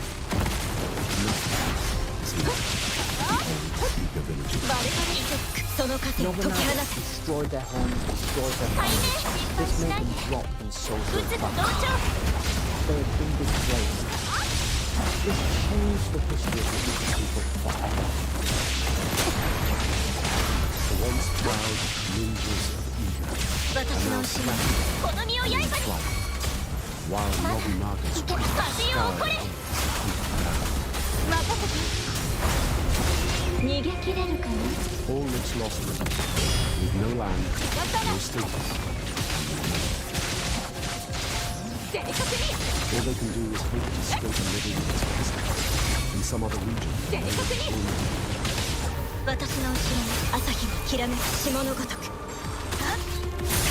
Then, just as all seems left, some extraordinary in a past coup, the cruel Oda Nobunaga has been assassinated. Nobunaga had just become the ultimate power in Japan, and he sent his troops out to the provinces to spread the word. While Nobunaga was distracted, one of his close generals took advantage of that and assassinated Nobunaga to take power for himself. It's good news for the ninjas of Iga, but it also plunges Japan into political chaos. Nobunaga's killers now turn on the overlord's allies. Summary execution of all the senior figures associated with the old regime have been ended. One high-ranking warrior in particular is suddenly in serious trouble. What? He's none other than Tokugawa Ieyasu. He has risen to become a close strategic ally of Nobunaga, and by chance, happens to visit him. Now Ieyasu is far from home and on the wrong side, while a revolution riots around him. The road home is teeming with his enemies. He's trapped. When Oda Nobunaga was assassinated, Tokugawa Ieyasu found himself in a really dangerous situation. He had to get home, he had to get back to his land. However, this is the best way to go. How could he do it? The only way Ieyasu can get home is to take a perilous journey across the mountain to Iga. It's a golden opportunity for Hanzo, who immediately uses his contact and his dispossessed ninja force to help his friend. Iga is Hanzo's home territory. The Iga people still there didn't trust Ieyasu. But Hanzo persuaded them to protect him and help him across the mountain. Hanzo had great authority with his people and used his connections and influence in Iga. As Ieyasu, Hanzo, and their men word gets back to the ninjas. A hunter-killer group, Samurai, believing they can stop the escaping troops and seize Ieyasu. This time it's the ninja who face an ambush.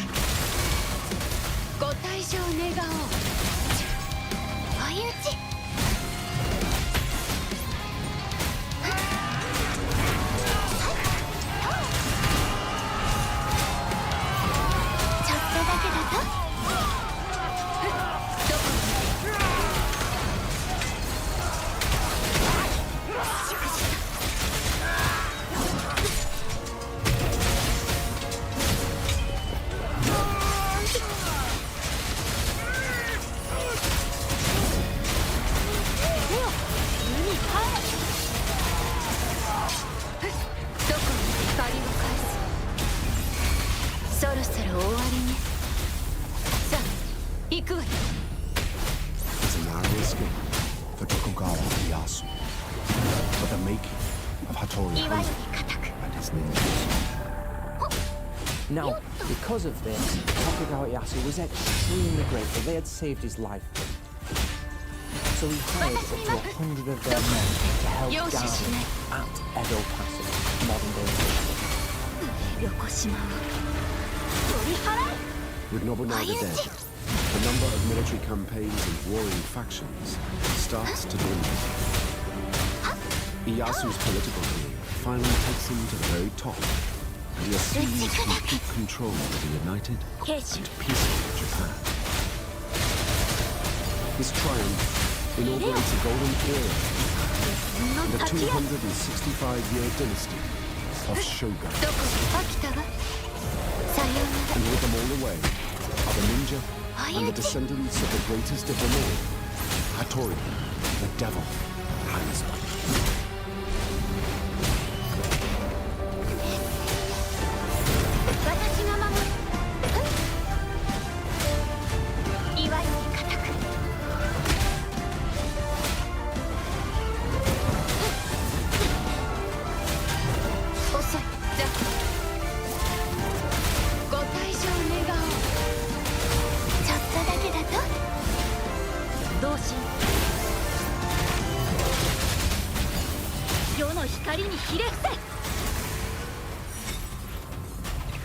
Weak. Weak.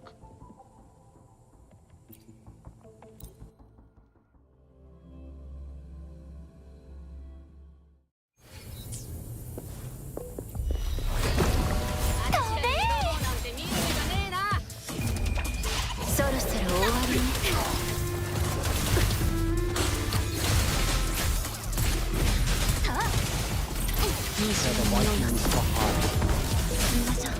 Ruthless mercenaries who strike fear. This is dark age warfare at the most brutal.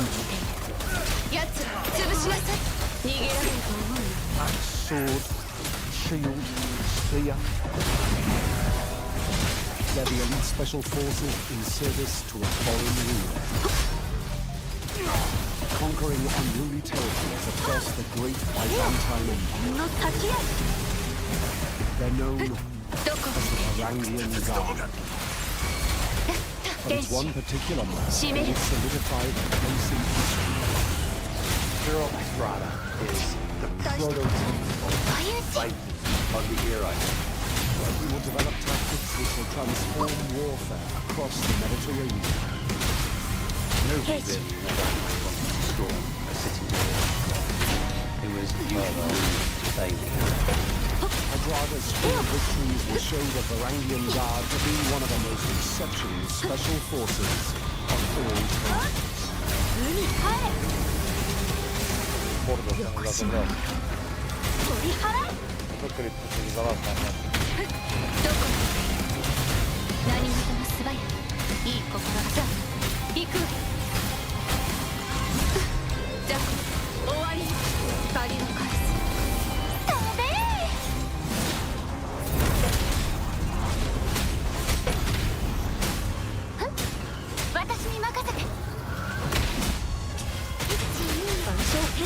1,000 years after the birth of Christ, Byzantine Empire is now the biggest, the richest, and best organized state in the world.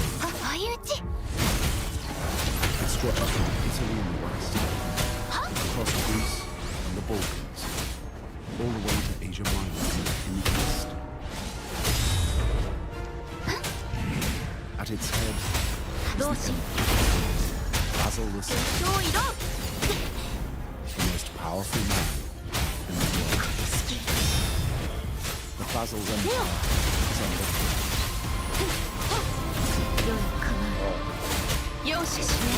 Like all empires, I suppose, like all politicians, you really have to watch for. There's a series of very brutal revolts against the legitimacy. What Basil needs is a crack troop of warriors. Imperial revolts and guarantee the security of his empire. So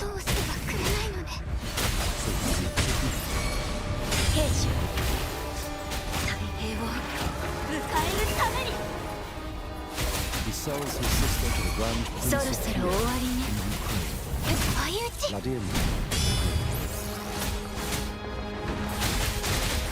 Vladimir, descended from Swedish Vikings, and rules what are called the Rus. Was a disgusting warrior. He was the prototypical, like, he epitomized everything that was just nasty individual. 800 concubines, he had dozens of wives.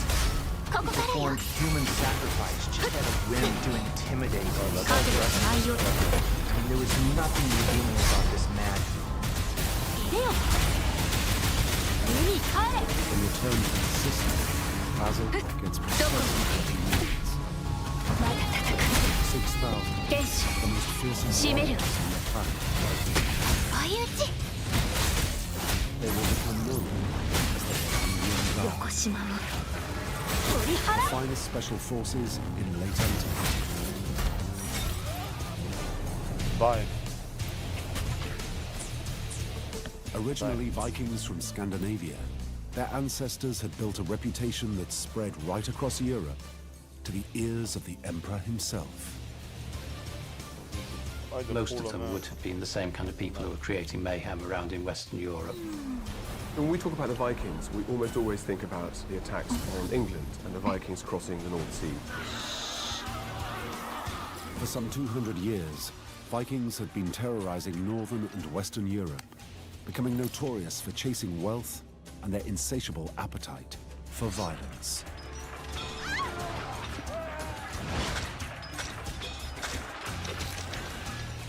The men of Scandinavia are tough. You know, they are tattooed, they're macho, they're red-blooded.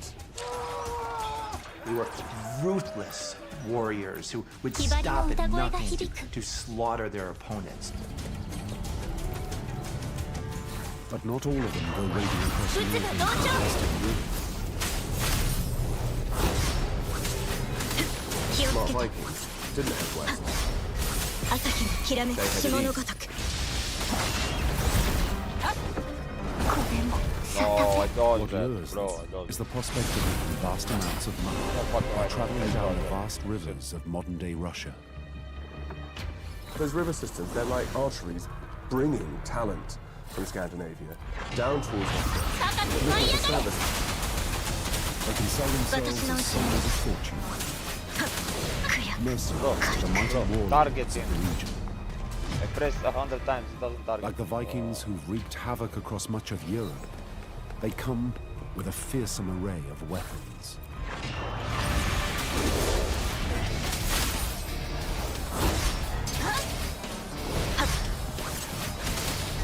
Their weapon of choice was a long axe, which in reality resembled more of a meat cleaver than an actual axe. The famous Dane axe, which has a single blade up to a foot long that can sever a man's head in a single blow. This was a lethal weapon. They also use the viciously effective double-edged sword.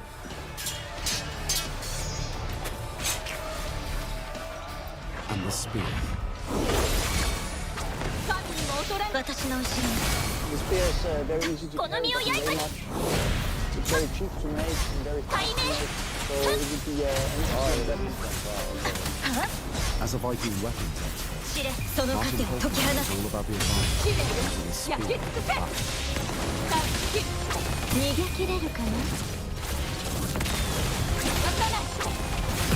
Spear was very useful. Use it behind the shield, like holding the shield yourself. You can find stab his leg or his head. You could have no shield, and if he was my friend, I could stand behind the line, he was covering you. I was having this long spear, I could just stab the people. Move around, stab, move around, stab behind the line. Yeah,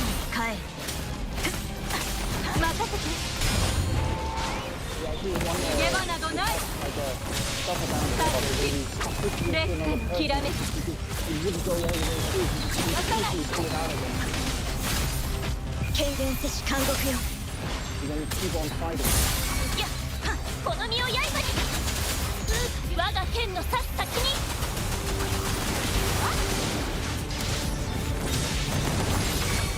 These Viking wars become known as the Varangians. They earn that nickname because they famously stick together. Vedar is an Old Norse word that means companionship, sort of community of people with common interests. Thanks.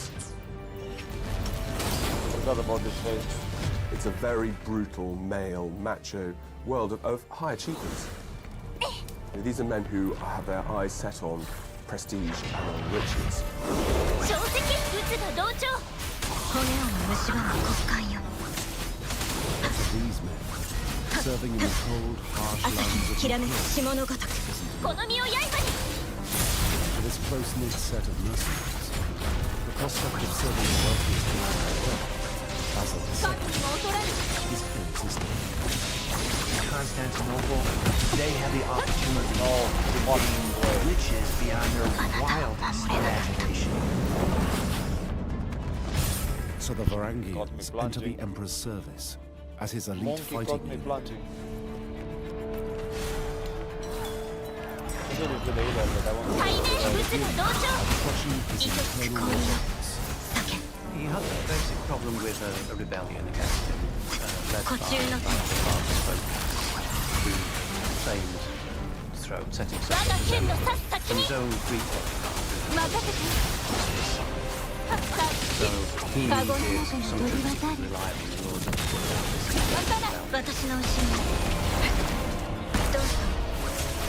In a matter of months, Basil is able to knock out rivals. For Basil, it's a short-term win. Having helped Basil secure the wider empire, the Varangian Guard was next to deal with these imperial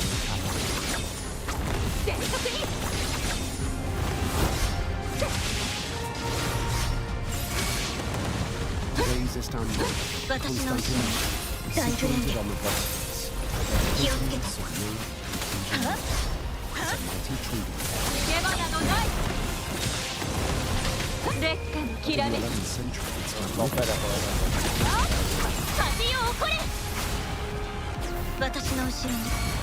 Constantinople is the most impressive significant in the Mediterranean. It's a sensational, it's a jewel of a city. It's got these churches of an enormous scale and beauty. In the year 500, it's the biggest city in Europe. In terms of the Christian world, it's completely unparalleled. In terms of its size, a population of 500,000 people. If you were thinking in terms of cities in the same period, maybe London might have 1,000 people in it. It's a melting pot of people, languages, noises.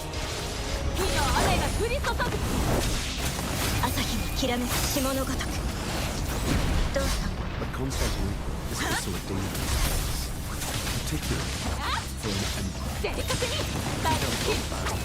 Byzantine politics are nothing. Byzantine legendary stories of evil, plotting. While presently chaotic and colorful on the outside, beneath that the city is a labyrinth of political power shifts and maneuvers that lead everyone suspicious. Those who are finding the Emperor's favour quickly attack them. Those who feel that they should be more forward find themselves sitting in dark caverns, plotting what they can do next. Everyone's doing deals, keeping their friends closer, their enemies twice as close. It is, above all, to avoid the loss of several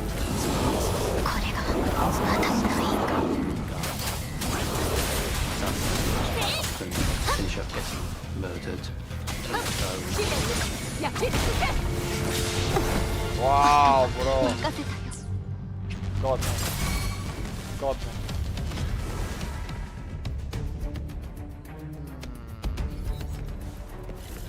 So the Varangian Guard become Basil II's close protection team. They're charged with guarding all the major public buildings. They're always stationed at the Emperor's imperial palace. And they're accompanied by the King's church, another form of legion. Stand around the Emperor. They can form a ring around him and sort of move him through the palace. Like the children of special services that will go around our streets today around the present America.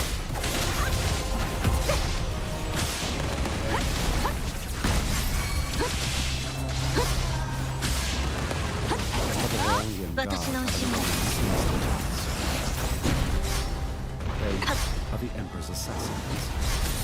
They're the Emperor will send to deal with suspected traitors.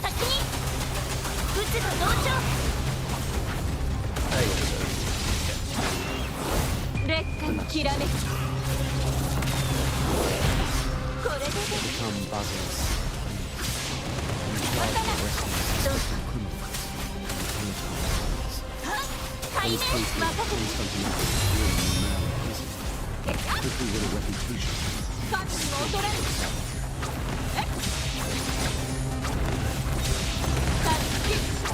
many cases of intimidation and torture. Common thing was cut off the nose or cut off the ear. There's even cases of them taking human excrement and putting it in the criminals' eyes and nose and mouth.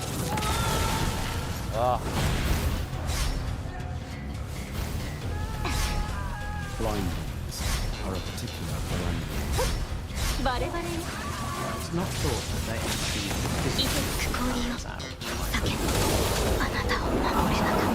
Oh my god, you didn't even it's thought see that it. they actually You used didn't even acid. see it. And they used it to scar the cornea. So that people were, in a sense, functionally blinded by it, but not 100%. They could probably still tell the difference between night and day. Castration was quite popular Byzantine culture. So no doubt if that's it'll probably be the guys who would get the old shears out.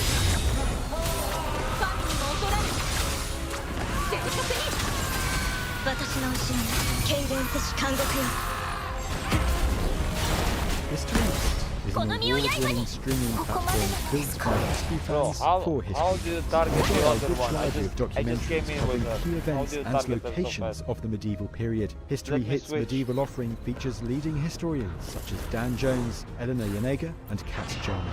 Not only that, we have a rich library of audio documentaries covering every period of history through our network of podcasts. Sign up now for a free trial, and Chronicle fans get 50% off their first 3 months.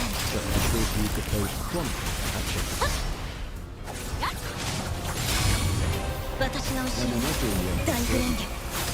Around Constantinople, Wuthering died.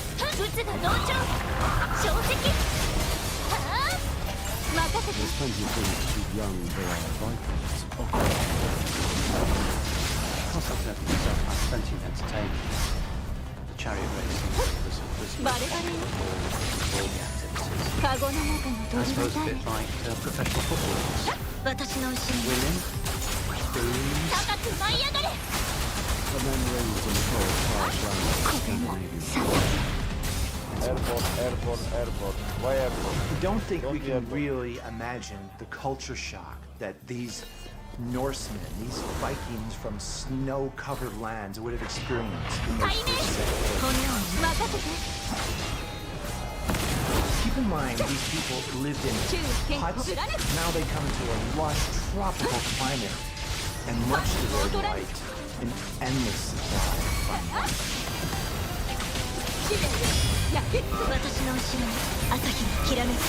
The Byzantine aristocratic the lavish behavior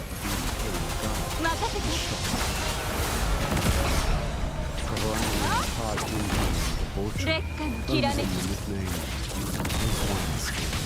The guard were looked at suspiciously by the local common people of Constantinople, and you can't blame them.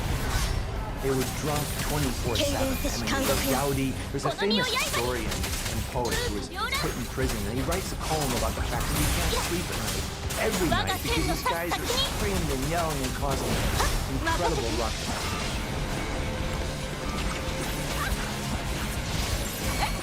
That behavior could explain why even today, bizarre piece of Viking graffiti can still be seen etched on a balustrade inside the Hagia Sophia.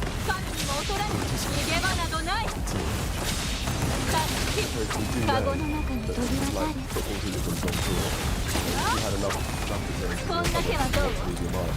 People were jumping into the to way of saying we're down so that's your mates. Done it. He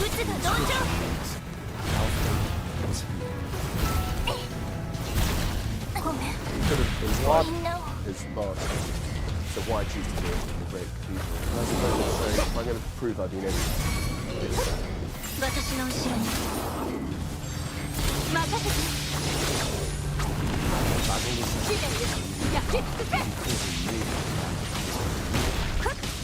It has another task. Now you stabilize the lake. Okay. Everything backward. The Varangian Guard are incorporated into the main Byzantine army. They're divided into companies of 500. He killed me after he killed me. Each company is placed under the command of a regular officer, called the Akula Force. What's easier with Baizi? It means the Varangians, unlike the Turkles, have to learn discipline. The Varangians have to be very organised, very aggressive, and still be able to follow me. But there's another key difference in how they're used. Where most Vikings are used to charging headlong into battle, the Emperor uses his Varangians in a different way. He holds them in his hand. They would oppose by taking the position further back, that they would then be able to exercise some sort of control and command during the course of the battle, and with tactics which would actually respond to the enemy movement. Only when the fight gets to its fiercest has the Emperor comes to shock troops.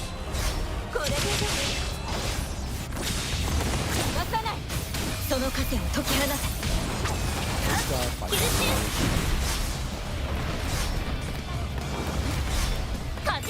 then they charge.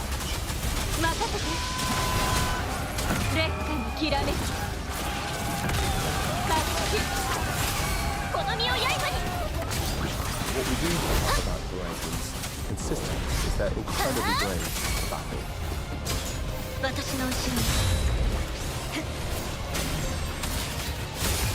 They never do that, but they always fight each other, and their intensity is huge. They just carry on fighting.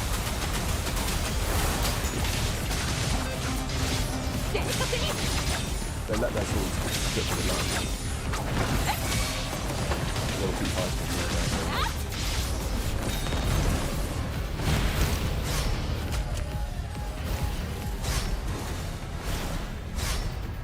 The Varangians are just fierce. Key to their success is the use of the shield.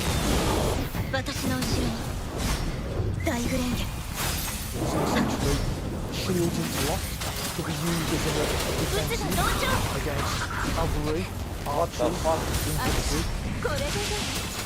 You have to imagine that several figures were standing on this, and they were interlocking the shields like this. This way, it was a very, very strong formation, and you could actually move forward like this. The Varangian Guard shield is about more than protection. They deploy a unique Viking tactic to pierce enemy defenses.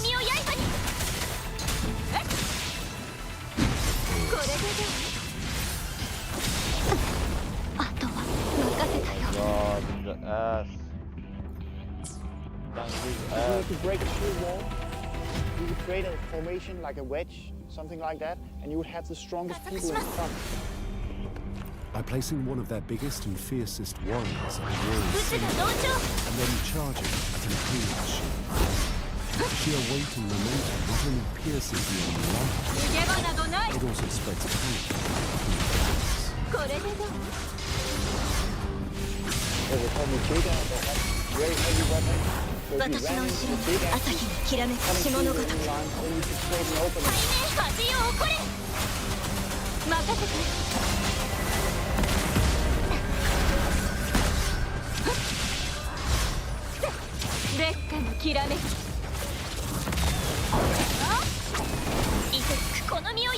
Under the banner of Emperor Basil II, success follows success for the Varangian Guard.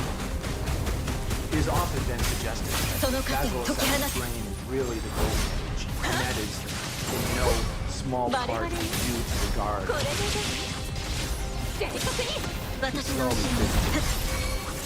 Pushing the frontiers like ripples constantly outwards. How am I supposed to dodge that?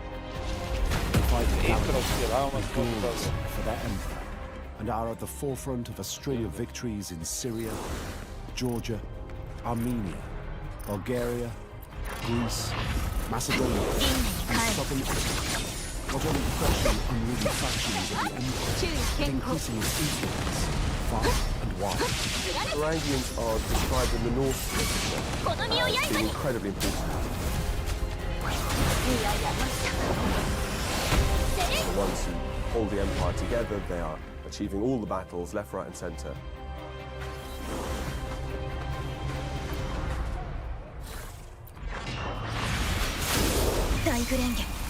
Victory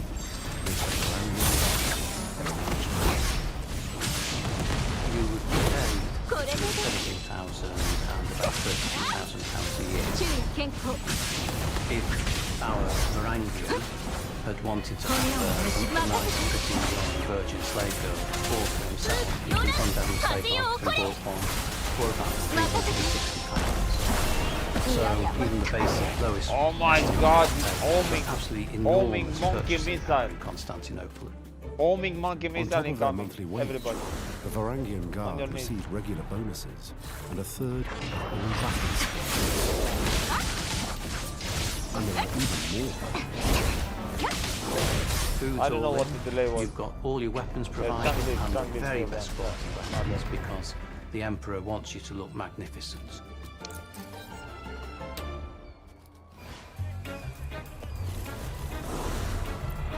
And what do they do with these spoils of war? They spend. The market for something self-evident. Beyond imagination. Spices, metals, gold, and so on. There's no limit of how much money you can spend buying things. It So makes the easy, Varangian so easy, Guard let's the fuck it up. envy of their family and friends back in Scandinavia and Ukraine. I need to play Grand Blue Fantasy before I go. So after the guard had completed their And service, then the zone, they would oh go my back God. home. And when these guards went to the North, just incredible riches. You never imagine anyone but an emperor having. Well, you can imagine the frenzy of excitement that would create in the homeland. Soon, every bright young Viking wants to be a member of the Varangian Guard. It's Varangians who've been to Constantinople who come back and and that encourages them. Which other men would have seen all of that and thought, yes please, I'd really like a slice of the action. Yeah, I'm losing my patience.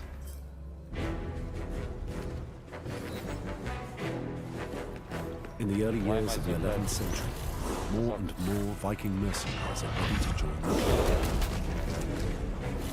The success they had proved to be the greatest recruitment vehicle they could ever have.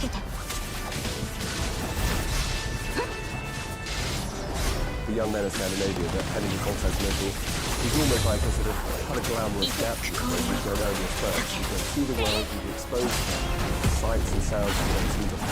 You don't say fear, military, tough time. Oh man, no, show off no your fucking way they hit me. your prowess. Again. The basic idea is if you're loyal, if you're good, you can earn your keep and you can rise up through the system. Amongst those who make their way is a Viking warrior who will take the Varangian Guard to a whole new level.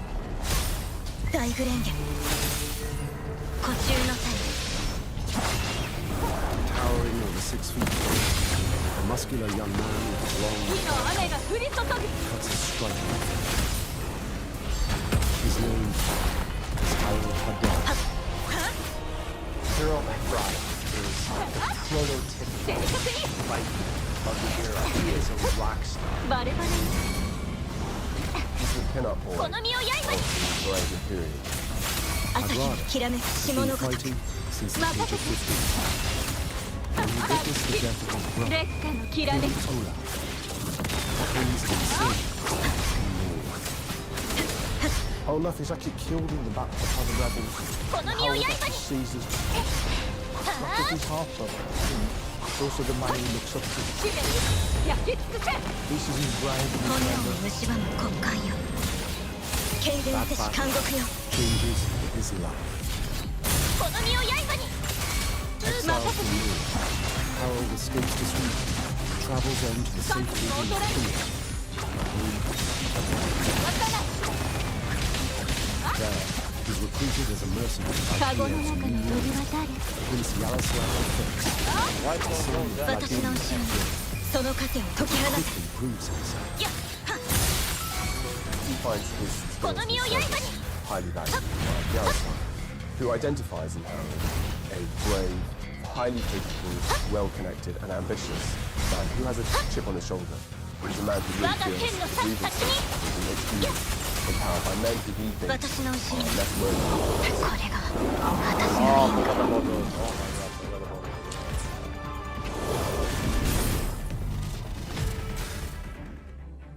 But eventually, he cannot resist the riches on offer in the Byzantine Empire.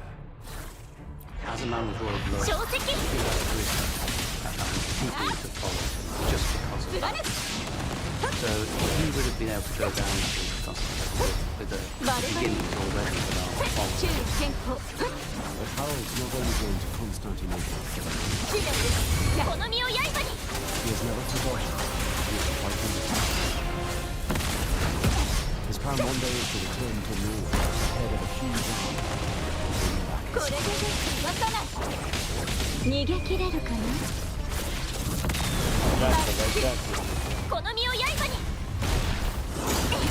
So around 1033, Harold and his men embark on a year-long voyage on the Russian river system.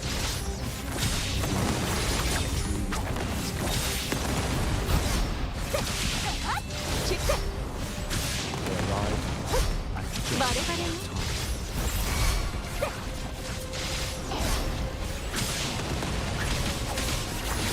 Basil II is replaced by his niece, Empress Zoe, under pressure and need to establish their authority. Harold is just waiting. Gets things done. He's smart, and he's a good one to have on your side. He's so much better than the rest. And he has practiced. He participated in the most brutal battles. So he learned what was necessary to win, which was maiming, torture, creating alliances and truces, and then breaking them. He would do whatever it took to be victorious. Fighting with the Varangian Guard across the Empire, Harold... Oh my god, 4 hits! 4 fucking hits! Jesus! I need 4 times, okay. Got it. But Zoe and Michael's problem is that they really need more to hold the Empire together. Compared to Basil II, they just traded war. If they are to silence the doubters, they need to achieve greatness. That means expanding. So Michael sets his sights on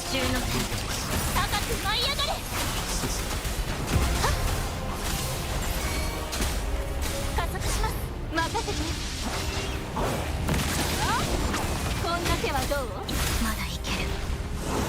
The objective of Sicily is to regain the western provinces to the Byzantine Empire. For centuries, Sicily has been under Byzantine rule.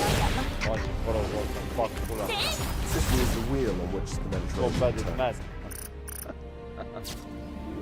It's a great meeting point between the Islamic and the Greek and the Latin world. It controls the approaches to the east and the Mediterranean. And it's a huge responsibility.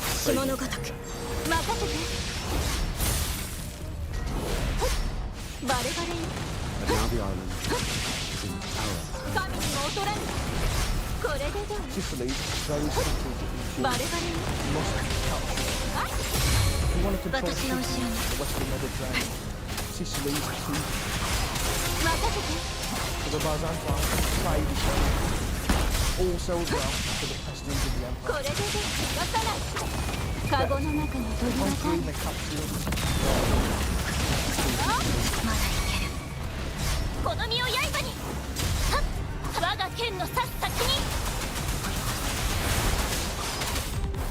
Harold lands there, discovers the Arabs are prepared.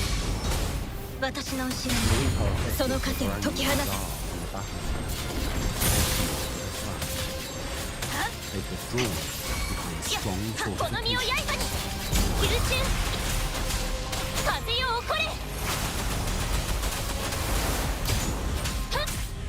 a military point of view, this is a very hard place to fight. The cities are well fortified. Previously, this is amazing. And the cities on it can hold out for a long time.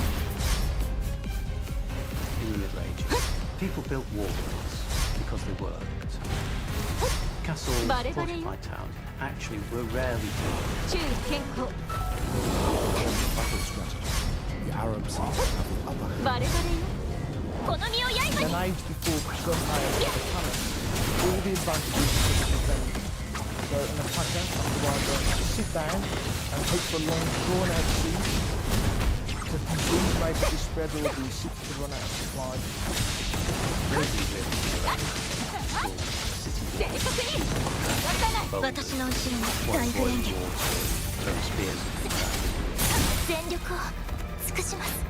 It was absolutely fraught with risks and performers usually doing it.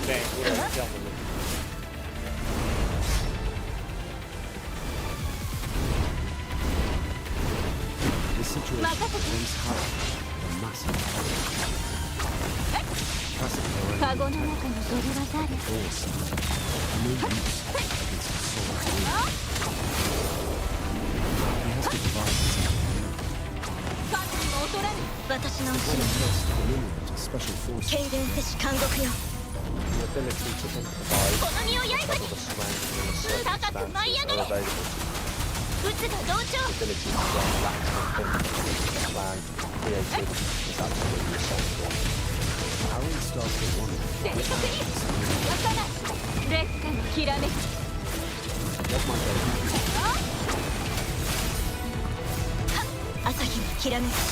As he observes one fortified wall, it hits him. If he can't get over the walls, he can go under. Harold actually develops the idea of a tunnel under the walls.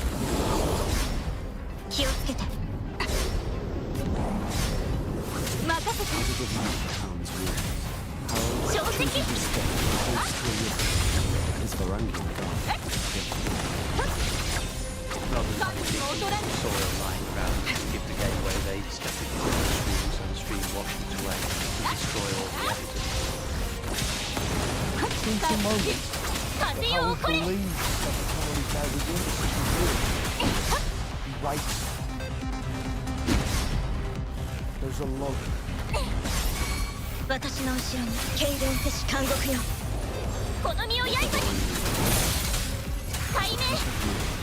Catch their enemy unawares.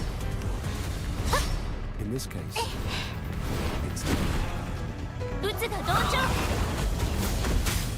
They have all the local Saracens eating, drinking, and just doing what they do all the time because they know that these people can never penetrate their castle.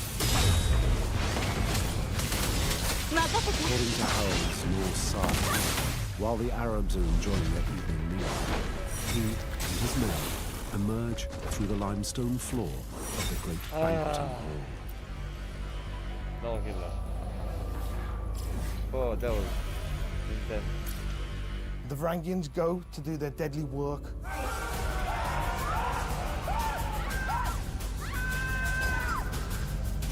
Defenders are completely shocked. These uninvited youths have now entered their city.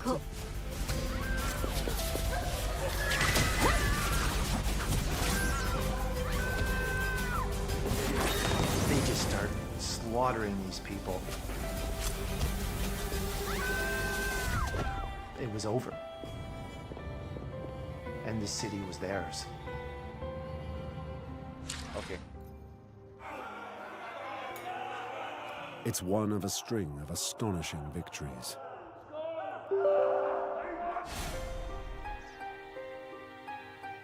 Faced with another fortification, Harold's methods are even more cunning. This time, he borrows an idea from the ancient Greeks. One of the tales really resembles the famous Trojan horse story. he created the impression that something is not what it seems. In other words, he created the impression that he was dying. Harold faints illness.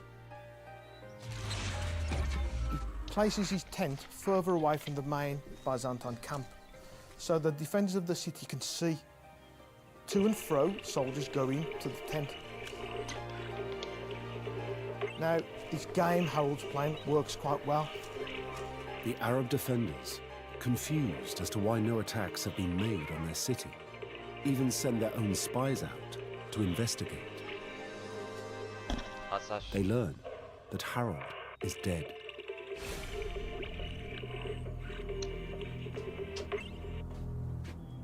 A delegation of Varangians is then sent to the city to make an astonishing request.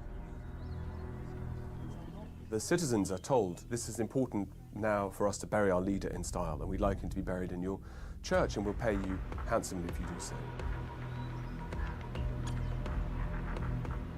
To the Arabs in the fort, the chance to have such a famous soldier buried within their walls is both an honor and irresistible.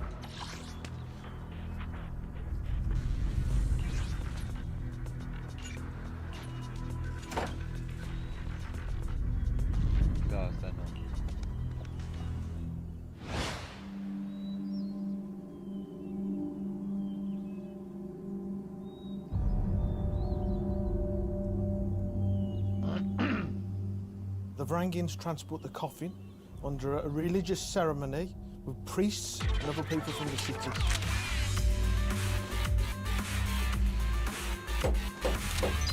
According to the sagas, the gates are opened and pallbearers solemnly come and walk the stage.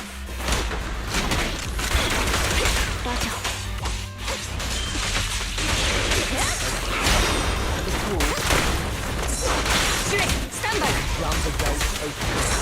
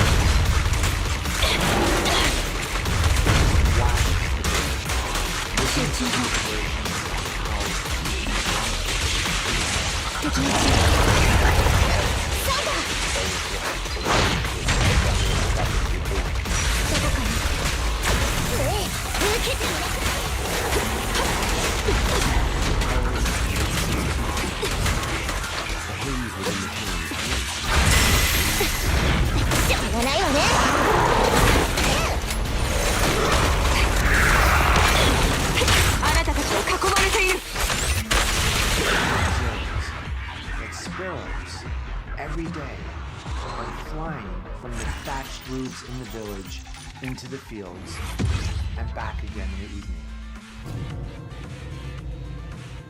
He comes up with a plan as creative as it is cruel. He orders his men to capture as many birds as possible. Catch the pigeon. When they're captured, small splinters of wood are attached to the backs of the birds and then smeared with tar. Harold then sets alight the splinters of wood and releases the birds.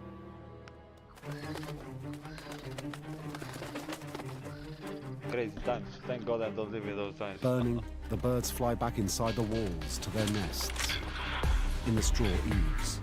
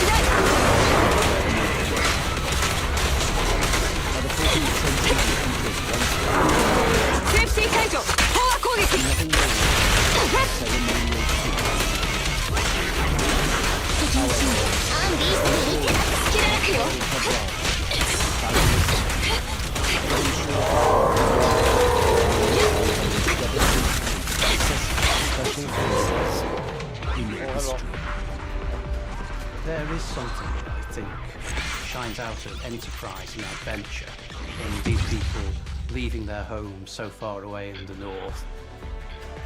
These Varangians are pioneers. You know, they're explorers. They're men who open up horizons. The Guard will not be remembered as just mere mercenaries, but rather a noble tradition of warriors who combined brains with brawn and pride and a desire to do whatever it takes to be victorious.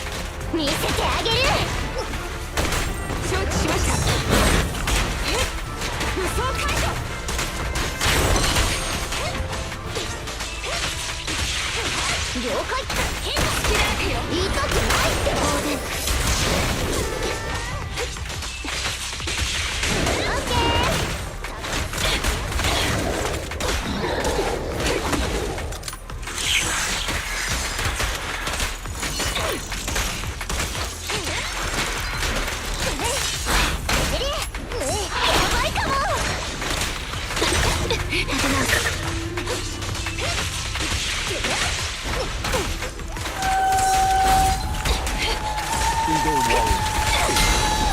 Elite strategists of the all-conquering Aztec Empire. This is the bossの出番ね。追加料金ね。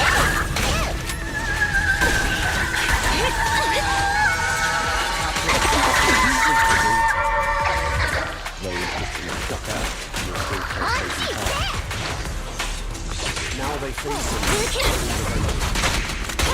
Safety 解除。飽和攻撃。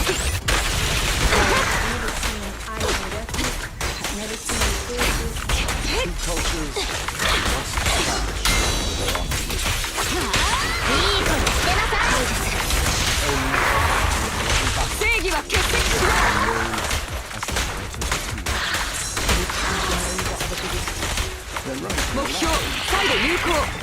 For the Eagle Warriors, this is their finest hour. This is certainly their lifetime difficult.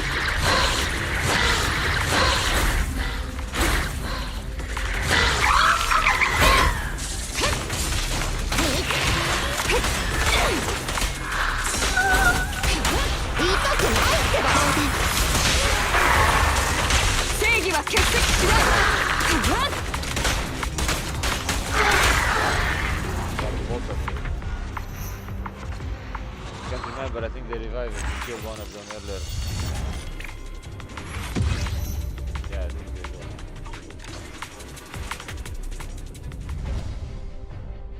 The mighty Aztec Empire is at its zenith.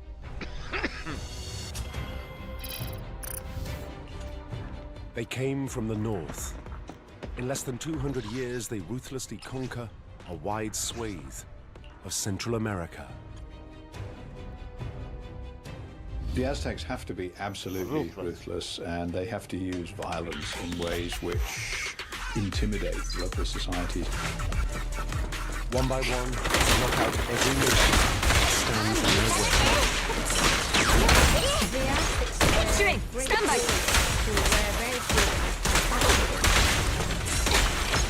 An unflinching race, mobilized in a permanent war footing.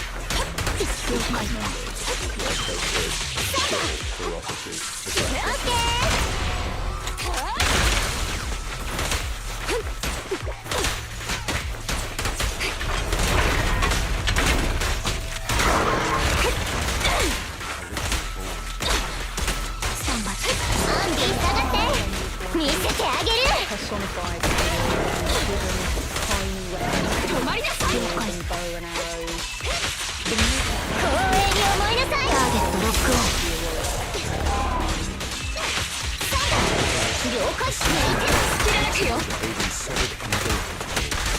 Then buried it in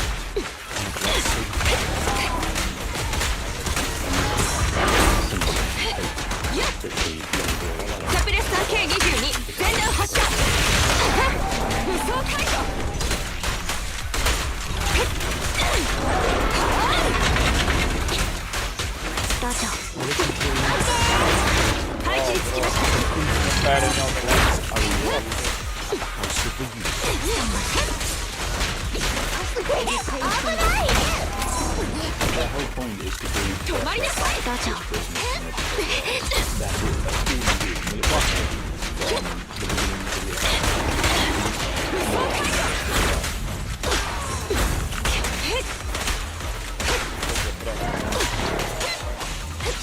battle-hardened veterans. Crossfire. Into killing machines. そこを動くな。そんなに Would expect these things will deprive of あなたたちは囲まれている。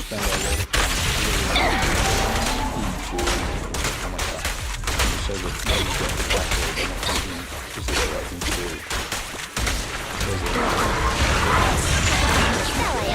承知しました。10倍返しよ。それの糸エンジ。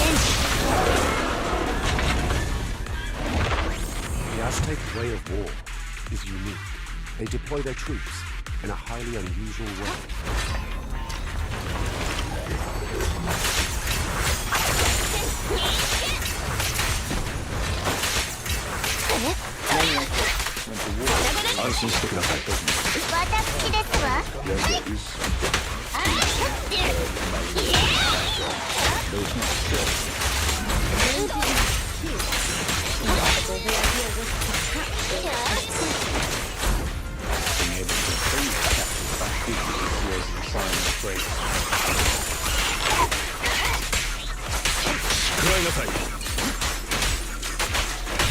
掃除するから。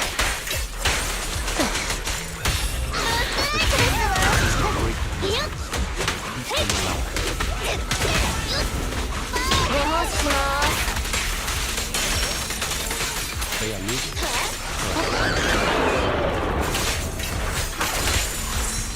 準備完了。On the altar of the Great Pyramid, towering over the Aztec capital. 突っ込んでなさい。バイバイ。シャークトルネード。ストライクゾーン。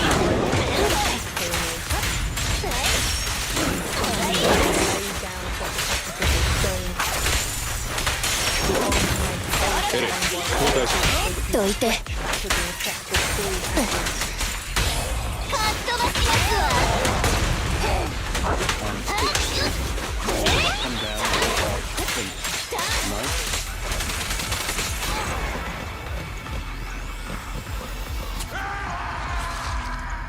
And cut open your abdomen, reach inside, and literally pluck out your still pulsating heart.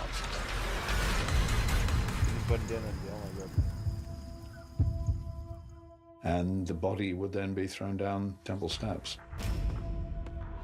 And they would do this over and over again. It wasn't once, it was many times. The ritual of human sacrifice terrifies other nations and intimidates them into submission.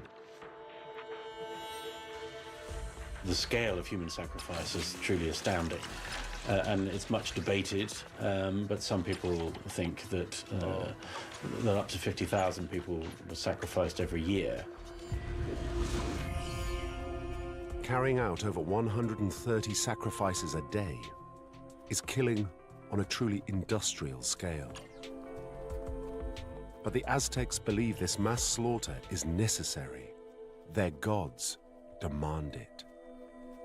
The idea is that the gods let blood in order to create humanity, and therefore humanity must let blood to sustain the gods, and Failure to feed the gods.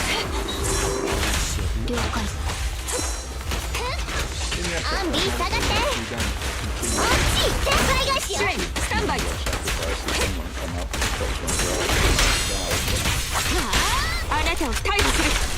Teamwork. Whether for spiritual or political reasons, the Aztecs believe human sacrifice is an existential necessity. So crucial that the Empire developed a dedicated corps of special forces, trained to deliver captives, and lots of them.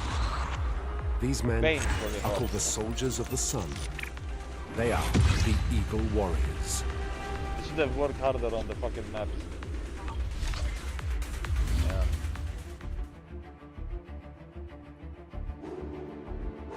Eagle Warriors are the bravest and the best. Warrior masculinity is central to Aztec identity. Men promote themselves, they promote their identity, they promote their importance through being warriors. And as with today's special forces, entry into their ranks is highly selective. A social and a military structure develops that privileges people who take a lot of captives. This is how you earned your stripes, literally, and rose through the ranks of the military. The more captives that they were brought to the capital, the more successful they were considered.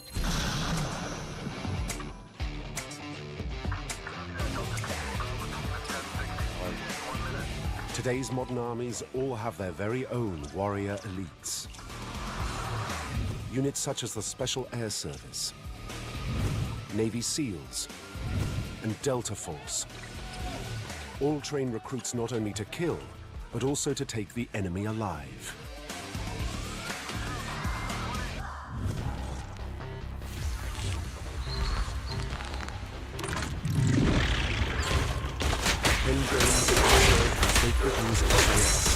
A body of men ruthlessly protected and armed.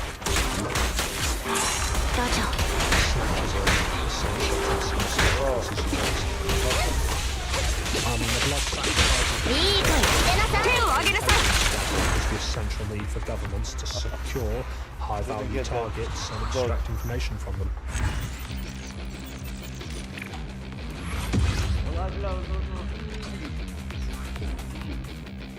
And as it was for the Eagle Warriors, today's snatchers need a high degree of skill and courage. Involved in a snatch, it's just a short burst of intense aggression and fluidity. In the first few seconds, you know that the target or targets are going to react because you're trying to assert control of a situation. If it drags on, then it's a bad job.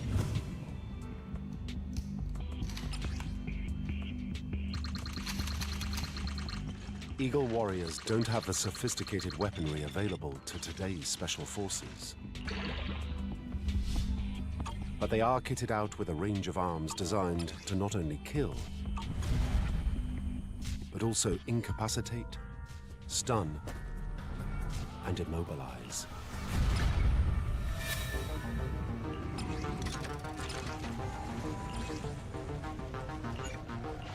These weapons all have one thing in common. They are tipped with razor-sharp volcanic glass, found in abundance throughout the Valley of Mexico.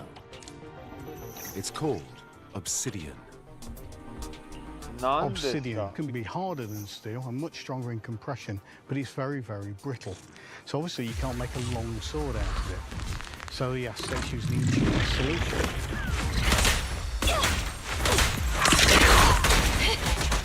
This is the matter which is the Aztec equivalent.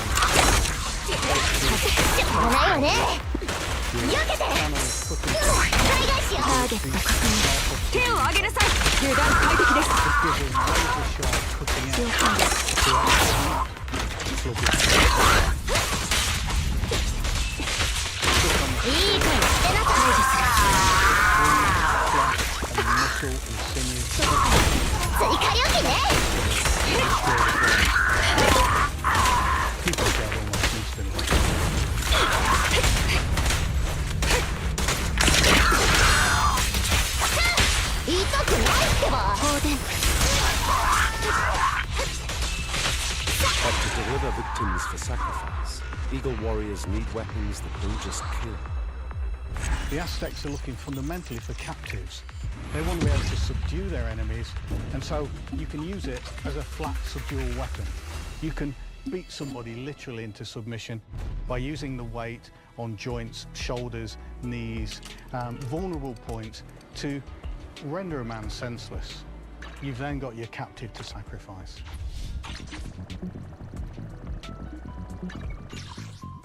The Aztecs also use obsidian to make a wide range of dart and arrowheads. They are lightweight, hard, and incredibly sharp. But these are worthless without a means of delivery.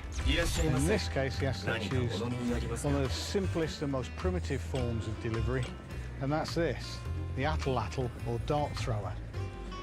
It's basically just a long piece of wood. In this case, it's been selected from a branch for its curve, so it fits the hand. And then a slot and notch is cut in to take the dart. It's very simple physics. All the atlatl does is extend the length of your arm, and that doubles the force I impart to the dart.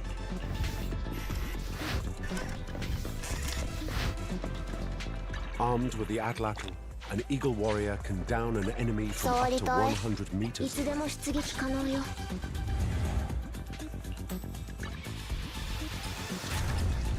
If they strike in the throat or the heart if you're unarmored, then they're going to kill.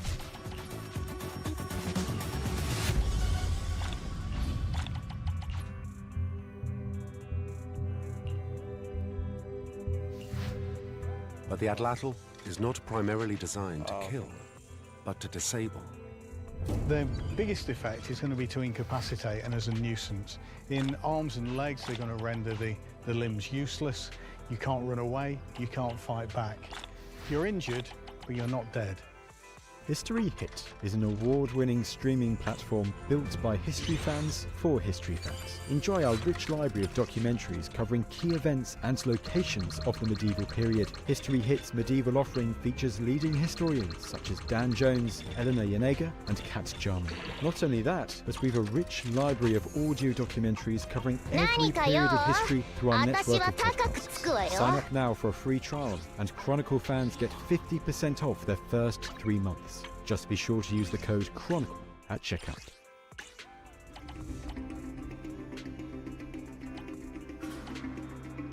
Eagle warriors have one more use for obsidian. They fit it to the basic spear. I wonder how the Raiden Shogun of this game The will look Aztecs like. were using obsidian blades, Probably good. razor-sharp edges, and a sharp thrusting point, but fixing it to a shaft to give them extra reach to get around the defensive weapons of their opponents and strike at vulnerable points. You can make lots of rapid, accurate strikes. You can strike at the throat, down into the groin, maybe even into armpits. And all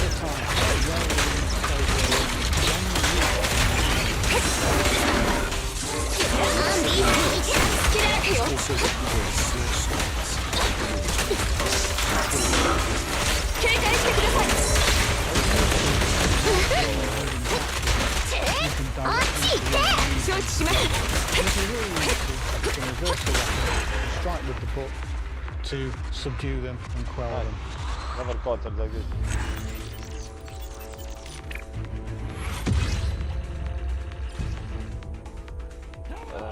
Armed with their extensive range of weaponry, the Eagle warriors have come to dominate Central America.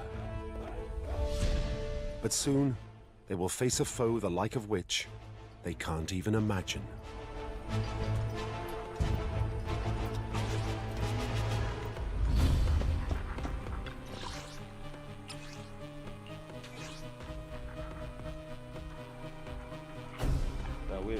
It all begins with a series of strange events in the Aztec capital, Tenochtitlan. Montezuma is now in the 17th year of his reign. No animation. He presides over an empire that has never been built, has never been strong.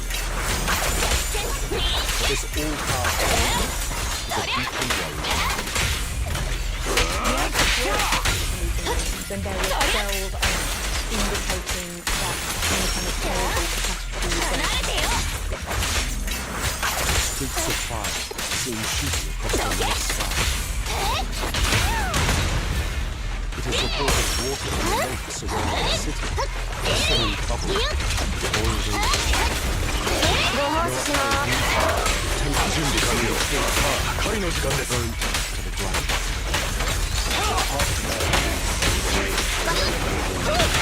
Yes. いい噛み合わせ。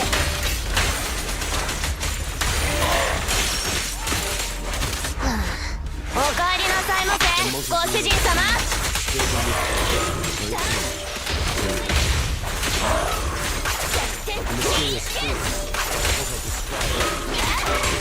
エレン、交代します。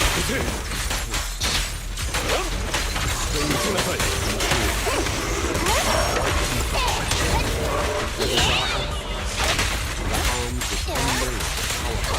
かわして。突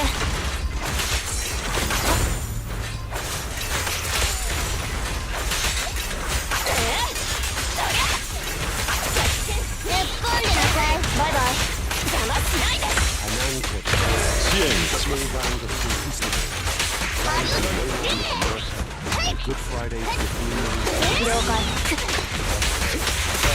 掃除するから。お使いいたします。毎度あり。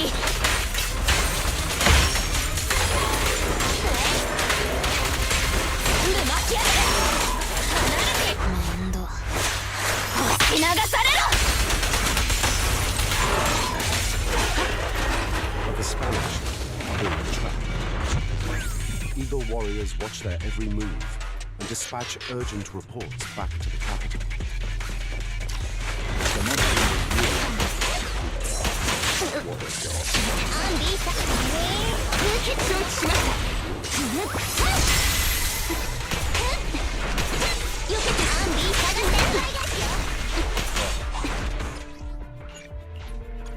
The Emperor assembles his full war council to work out a plan of action. Montezuma would have been surrounded by his closest and most senior advisors. Many of the senior councils were comprised of senior military figures, so Eagle warriors would almost certainly be a part of those councils.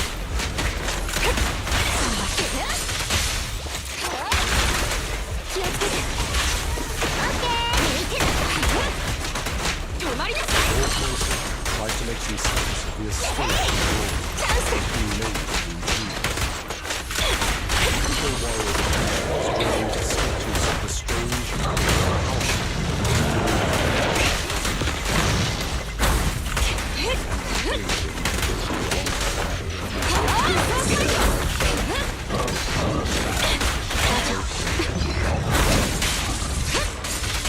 it isn't just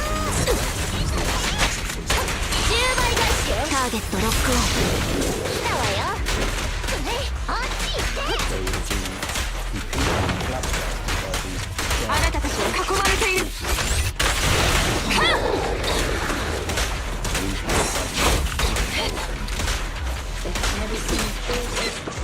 ボスの手。シュレさん。オッケー。重力あり。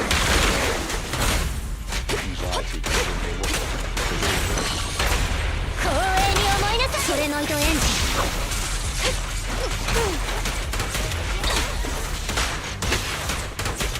Montezuma's going to drop quickly. Another man easily routed. The senior military commander demands a swift, sharp campaign to annihilate the evil.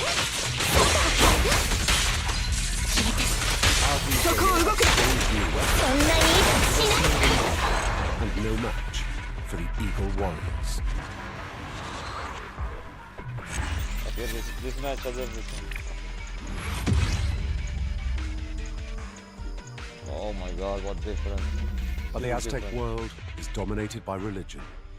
As the ultimate theological leader, Montezuma is determined to find a spiritual explanation for the arrival of this strange force.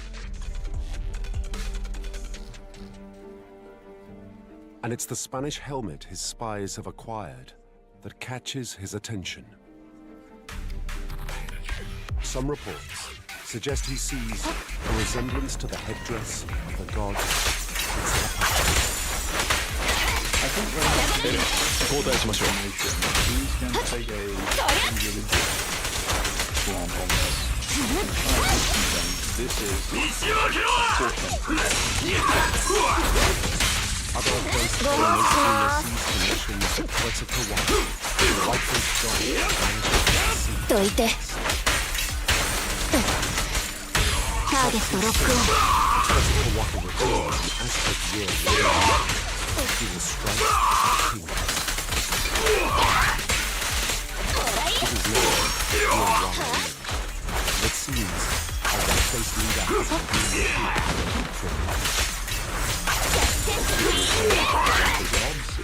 been one of the ancient gods. 流されろ。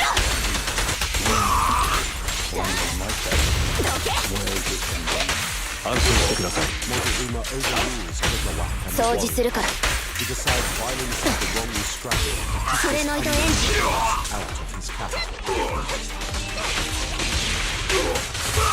了解。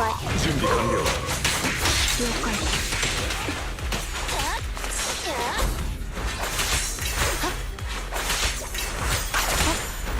Ambassadors have suggested that there's one thing that these strangers value above all. And so Montezuma makes the decision. ご奉仕します。回避して。離れてよ。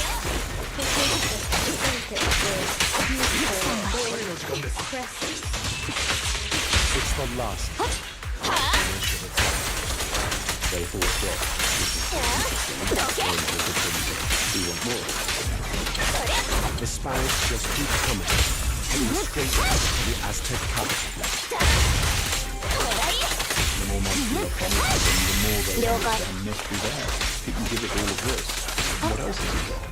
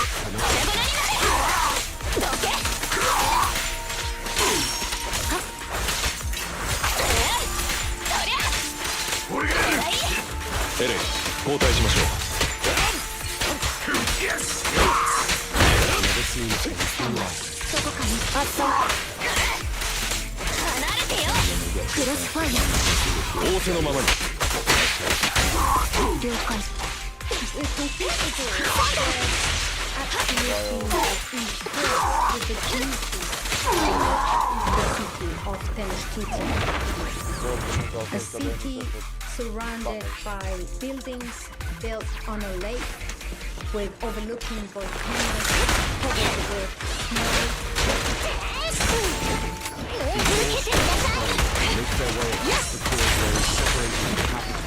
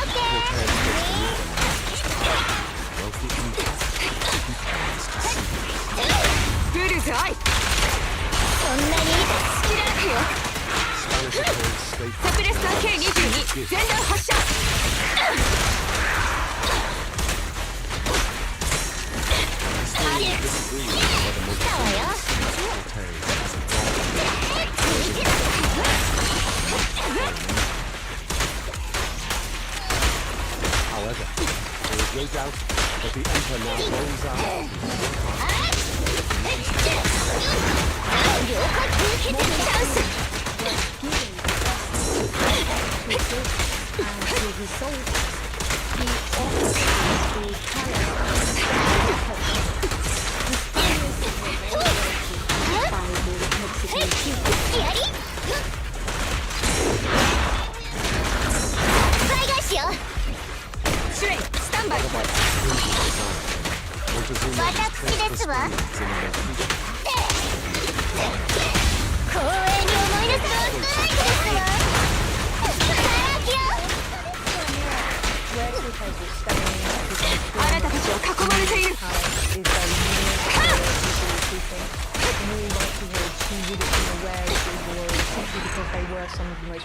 Figures in society. The Eagle warriors are now eye to eye with the Spanish. But leave them in no doubt as to what their job is. The Aztec Empire. The Spaniards would have picked them out for soldiers, from their dress, from their